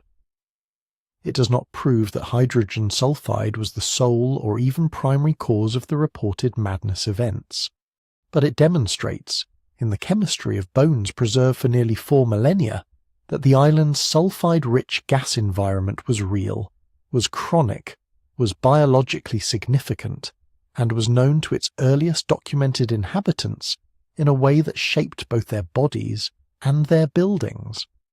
There is a further implication worth considering carefully. If the builders of the chamber were a population living in sustained proximity to the island's gas seeps, they were also presumably managing their exposure in ways that made that cohabitation survivable. The vent shafts, the sealed floor, and the platform's design all suggest active spatial and architectural strategies for keeping the most concentrated gas away from inhabited zones.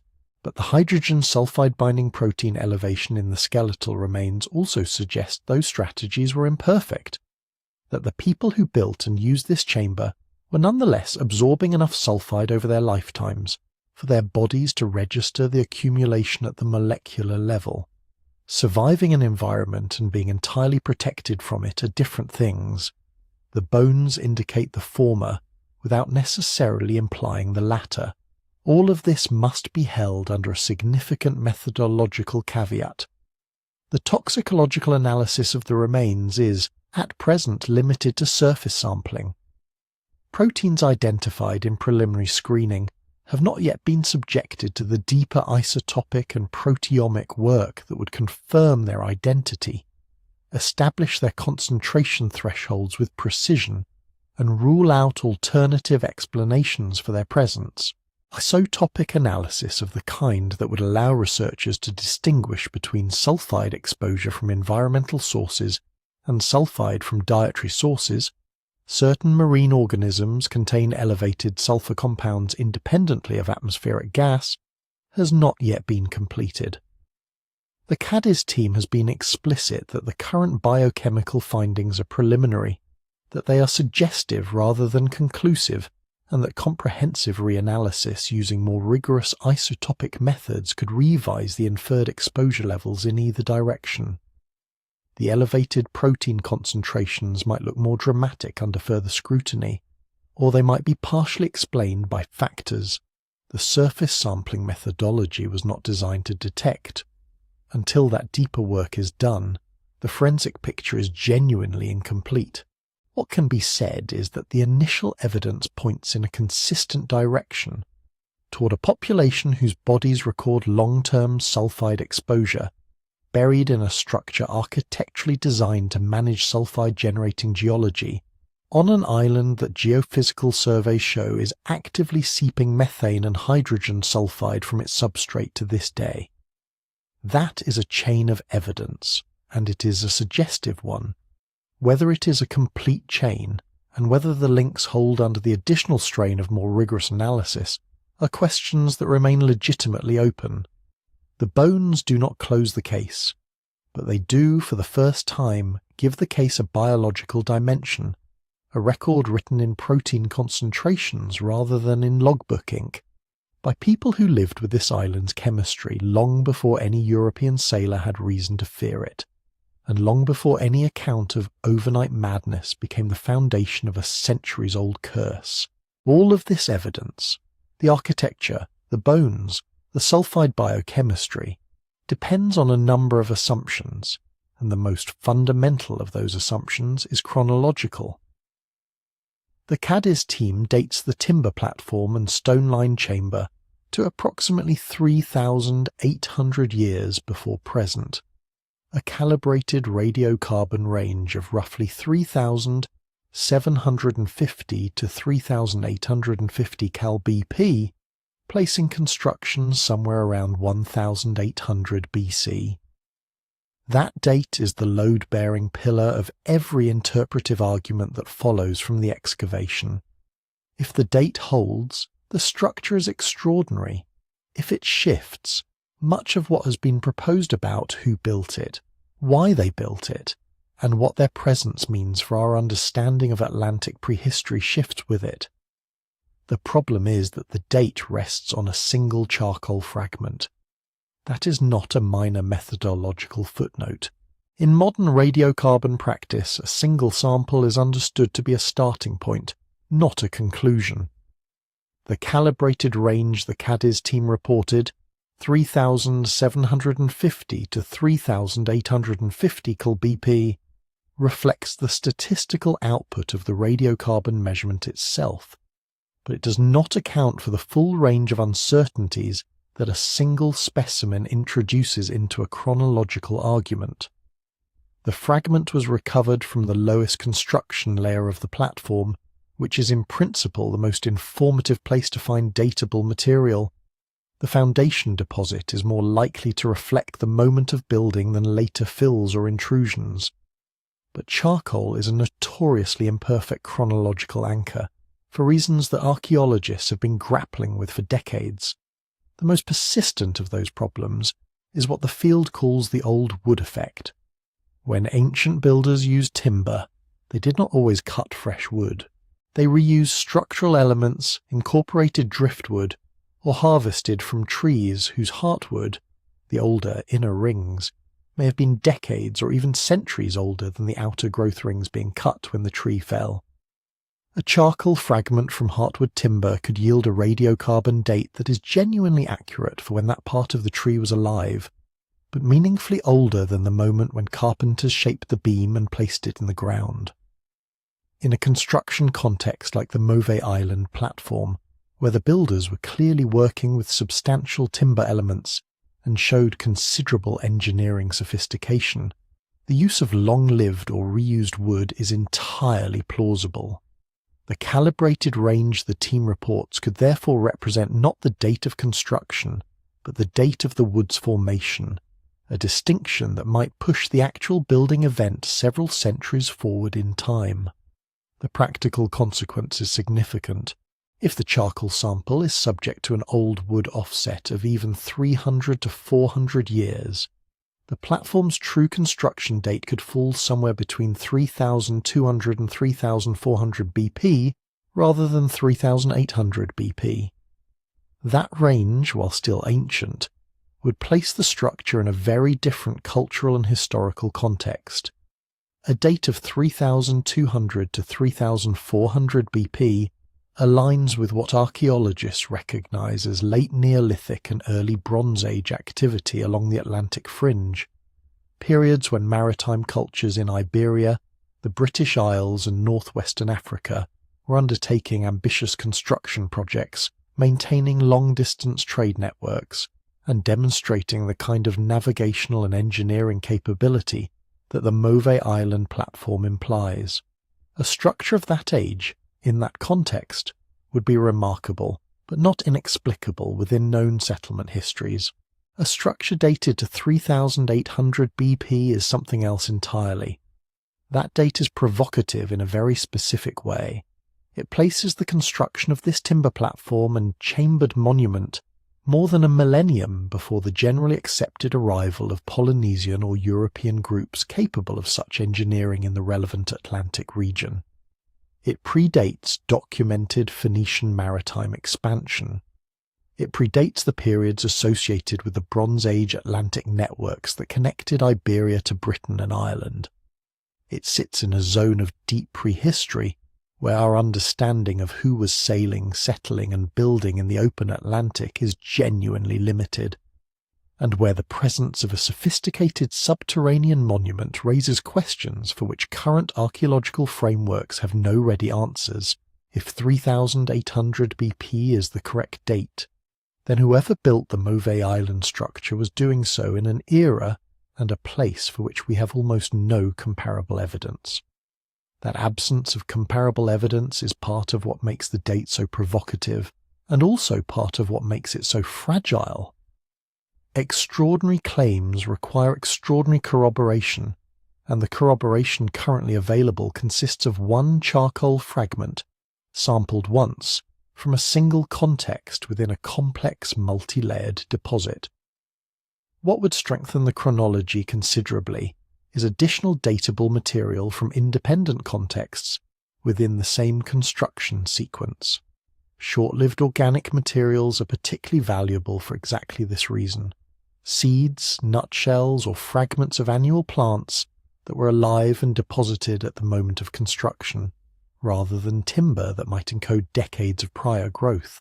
Bone collagen from the skeletal remains in the chamber, if preservation permits, could provide an independent radiocarbon date that would either corroborate the platform's age or reveal a discrepancy pointing to later use of an earlier structure. Bayesian modelling of multiple samples from different layers would allow researchers to construct a probabilistic sequence rather than relying on a single data point. None of that additional work has yet been completed, and until it is, the stated chronology, however carefully it was produced, cannot bear the full interpretive weight that is currently being placed on it. The Cadiz team has acknowledged this directly. The press materials accompanying the 2024 excavation announcement describe the radiocarbon date as a provisional finding requiring further corroboration, and the team's principal investigators have been explicit that the single sample limitation is a recognized constraint on current interpretations.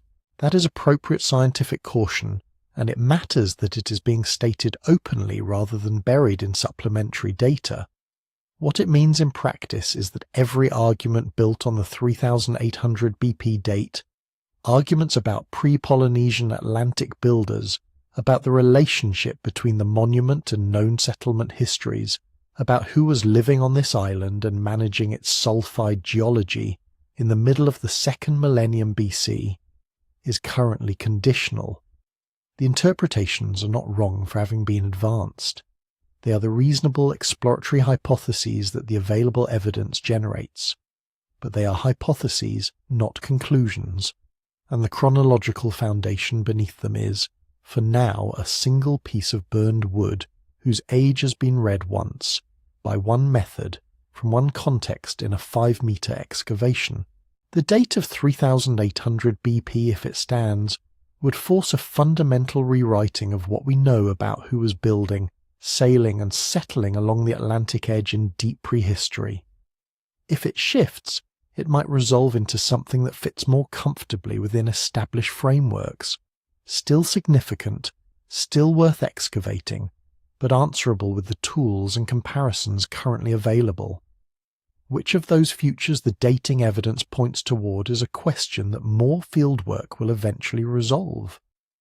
Until it does, the chamber beneath Mauvais Island sits at the intersection of what the evidence shows and what the evidence cannot yet confirm. A genuinely uncertain origin for a genuinely extraordinary structure on an island that has been generating uncertainty for as long as anyone has thought to write it down. Mauvais Island is not alone. That is perhaps the most unsettling thing the comparative record reveals. Not that one island carries a legend of madness and death after overnight landfall, but that several do, distributed across entirely different maritime traditions, separated by thousands of miles of open water and documented by sailors who had no way of knowing about each other's accounts. If the phenomenon at Mauvais Island were unique, it would be easier to dismiss as local superstition, a single anomalous site with a colourful history and an unlucky reputation. But the pattern repeats, and when you map it against what geophysical surveys have recently begun to reveal about the seafloors beneath these islands, the repetition starts to look less like coincidence and more like a shared underlying condition, expressing itself through different cultural vocabularies. Consider Sable Island, the long crescent of sand off the coast of Nova Scotia that has wrecked more than 350 ships and carries a body of legend dense enough to fill several volumes of maritime folklore on its own. Sable's reputation among North Atlantic sailors has never been limited to its navigational hazards. The island accumulated stories not just of shipwreck, but of psychological deterioration. Crew members who made it ashore describing states of extreme agitation, confusion, and a pervasive sense of dread that survivors consistently struggled to attribute to the physical hardships they had endured. Some accounts speak of men who survived the wreck only to become incoherent within hours of reaching solid ground. The folklore settled around the island like the fog that frequently obscures it, and for a long time the stories were understood as the natural mythologizing of a genuinely dangerous place, where isolation, exposure, and trauma could plausibly produce exactly the psychological states the accounts describe. Then there is the Isle of the Dead, a site off the Scottish coast whose name alone signals that it carries similar freight. The island has been associated with burial traditions going back to early medieval Christianity, but the legends attached to it include accounts of mental disturbance. Visitors who returned from overnight stays reporting visions, paranoia, and an inability to shake the feeling that something on the island had reached into their minds. Whether those accounts reflect genuine neurological events or the expected psychological response to sleeping on an island explicitly designated for the dead is a question the folklore does not answer. Both explanations are available, and both are probably partially true. Devil's Island in French Guiana is the most historically documented of the three comparisons, famous primarily as the site of the French penal colony that held Alfred Dreyfus and thousands of other prisoners in conditions designed to crush the human spirit. But the island's reputation for psychological destruction predates the colonial prison by centuries, and the indigenous oral traditions preserved around it describe the site as a place of supernatural danger, particularly after dark, where minds could be invaded and broken by forces that had no name, but were understood to be environmental rather than spiritual. Something in the air, something in the ground, something that the island itself was doing to the people who stayed on it. What none of the sailors, prisoners, or oral historians who generated these accounts could have known is what recent geophysical surveys have since revealed. All four of these islands, Mauvais, Sable, the Isle of the Dead, and Devil's Island, sit atop active seeps of methane and hydrogen sulfide.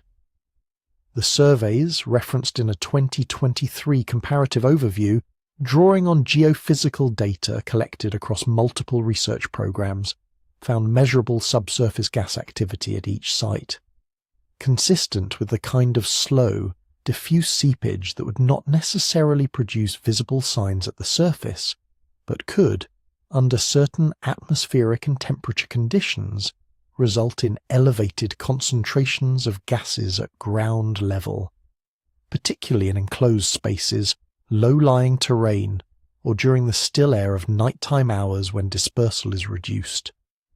That convergence is genuinely striking. 4 islands, 4 independent folklore traditions, 4 bodies of legend describing psychological disturbance after landfall or overnight stays, and beneath all 4 the same geological signature, active seeps releasing gases that are, as the toxicology literature has documented, capable of inducing hallucinations, disorientation, acute anxiety, and in higher concentrations, unconsciousness and death. The hydrogen sulfide binding proteins found in the skeletal remains beneath Mauvais Island's central mound suggest that the people buried there had sustained long-term exposure to sulfide-rich conditions. The geophysical survey suggests that the same basic geology underlies each of the comparison sites. It is tempting, looking at this pattern, to conclude that the mystery is solved, that what looked like curse, folklore and supernatural dread across 4 separate maritime traditions was, in every case, simply the neurotoxic effect of geological gas seepage on the human nervous system, repeated at different latitudes and in different centuries but driven by the same underlying cause. The pattern is coherent. The proposed mechanism is biologically plausible. The comparative alignment is the kind of thing that, in science, earns the label of a working hypothesis worth taking seriously. But coherence is not confirmation, and the limits of the comparison matter as much as the comparison itself. The geophysical surveys identifying seep activity at all 4 sites were not, in most cases, designed specifically to test the hypothesis that gas exposure explains the folklore. The data points are real, but the methodological chain connecting them to specific historical events, to a particular night in 1643, to a specific shipwreck survivor's delirium, to the accounts that accumulated around Devil's Island before the French prison ever existed, is long and depends on several intermediate steps that have not been independently verified. The 2022 review in Marine Ecology Progress Series, which examined toxic algae, methane seeps, and maritime folklore together, concluded explicitly that the environmental data do not support a single repeatable toxin, and that the historical accounts are too sparse to isolate cause. That conclusion applies with equal force to the comparative analysis as it does to Mauvais Island in isolation. There is also the problem of selection. These 4 islands are the ones that carried dramatic enough legends to attract research attention. How many islands with similar geology carry no notable folklore? How many sites with active seeps have never generated accounts of madness, because the seepage is too diffuse, the exposure too brief, or the sailors simply too few? The comparative pattern is drawn from a sample of prominent cases, and prominent cases are almost by definition not a representative sample of the full geological and cultural landscape. What the comparison does justify is the conclusion that the environmental conditions generating these legends deserve serious scientific attention, that methane and hydrogen sulfide seepage in coastal and island environments is a real phenomenon with real neurological consequences, and that the folklore traditions surrounding these places may encode, in their particular way, genuine environmental hazards that the people experiencing them had no scientific framework to describe accurately. That is worth knowing. It reframes the legends without dismissing them, and it connects the archaeology of Mauvais Island to a broader pattern that makes the findings there less isolated, less anomalous, and perhaps more urgently relevant to how we think about the relationship between geology, human experience, and the stories we tell to make sense of places that frighten us. The pattern is real. Whether it constitutes an explanation is a different question entirely. So if the pattern is real but not yet an explanation, what do we do with it? The answer depends partly on which dimension of the problem you're looking at, the cultural, the scientific, or the practical, because the curse of Mauvais Island has a life in each of those dimensions, and what the 2023 to 2024 excavations found beneath the central mound changes something in all three. Start with the cultural dimension, because it is the one that has been building the longest. The curse did not stay on the island. It travelled the way curses do, in the mouths of sailors, in port gossip, in the margins of charts, and eventually into print. Ion Idris, the prolific Australian adventure writer, drew on the archetype of the Mauvais Island directly, and the tradition runs through maritime literature with a persistence that tells you something about how deeply the image resonates. There is a recognisable narrative structure to these stories. Sailors approach a forbidden place, ignore or discount the warnings, spend the night, and emerge transformed in ways that the rational categories available to them cannot accommodate. That structure is so stable across so many different cultural contexts that it qualifies as what folklorists call a legend type, a narrative template that attaches itself to real places and real events because it articulates something true about human experience, even when the specific details are embellished or invented. What happens to a real environmental hazard when it passes through that template is instructive. The hydrogen sulfide seeping through the geology beneath Mauvais Island produces delirium. The delirium is real. The neurological mechanism is real. But the people experiencing it, 17th century Dutch sailors, to take the earliest documented case, had no concept of neurotoxic gas exposure. They had concepts of divine punishment, spiritual contamination, cursed ground, and the supernatural malevolence of certain places. So the delirium got translated into those available categories, and the translation was not dishonest. It was the best available description of a genuine experience using the only vocabulary on hand. The curse narrative is, in that sense, a pre-scientific toxicology report. Incomplete, metaphorical, and pointing at something real even while describing it in terms that would eventually need to be revised. That revision is now slowly happening. Modern media has picked up the Mauvais Island story with the same energy it brings to any combination of maritime mystery and ancient archaeology. And the YouTube framing, the island that drives sailors insane, the madness that has no explanation, has introduced the legend to audiences who have never read a Dutch Admiralty report from 1643. In one sense, that popularization distorts the story, collapsing uncertainty into drama and trading the careful qualifications of the scientific literature for something more immediately gripping. But in another sense, it reflects the original function of the curse narrative, to mark a place as dangerous, to warn people away from it, to encode a hazard in a form that travels and sticks. The sailors who spread the story of Mauvais Island in the 17th century were doing exactly what a hazard warning is supposed to do. The viral framing of the modern media version is, structurally, the same thing. The content has changed, the function has not, which brings us to the practical dimension, because the hazard, if the geological and toxicological evidence is pointing in the right direction, is not historical. It is ongoing. The methane and hydrogen sulfide seeps identified beneath Mauvais Island, and the 3 comparison sites are active. The University of Cadiz excavation found elevated hydrogen sulfide binding proteins in remains that have been in the ground for roughly 3,800 years, which tells you the seepage has been continuous over a very long time scale.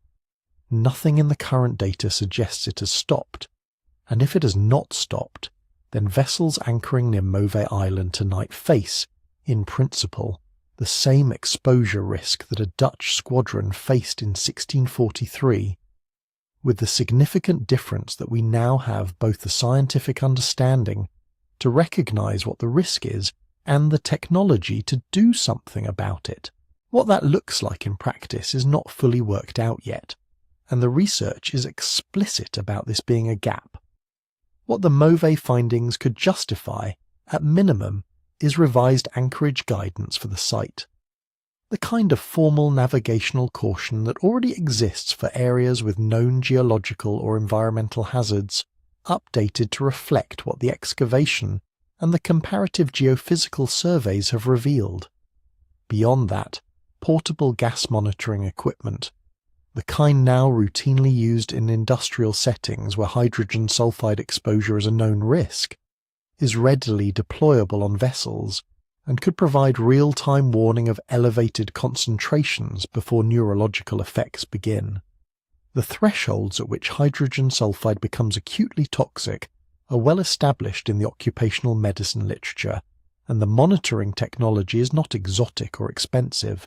The limiting factor is not capability, it is awareness, and the recognition that the category of risk includes not just industrial sites and sewage treatment facilities, but certain coastal anchorages where geology is doing something the chart does not record.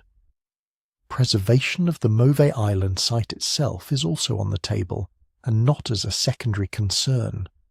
The chamber beneath the mound is the most direct physical evidence yet found of long-term human exposure to subsurface gas seepage in a coastal island environment. The skeletal remains with their toxicological signatures represent a data set that current analysis has only partially exploited. The dating relies on a single charcoal sample, and the researchers at Cadiz have been explicit that deeper isotopic work on the bones could revise the inferred exposure level significantly.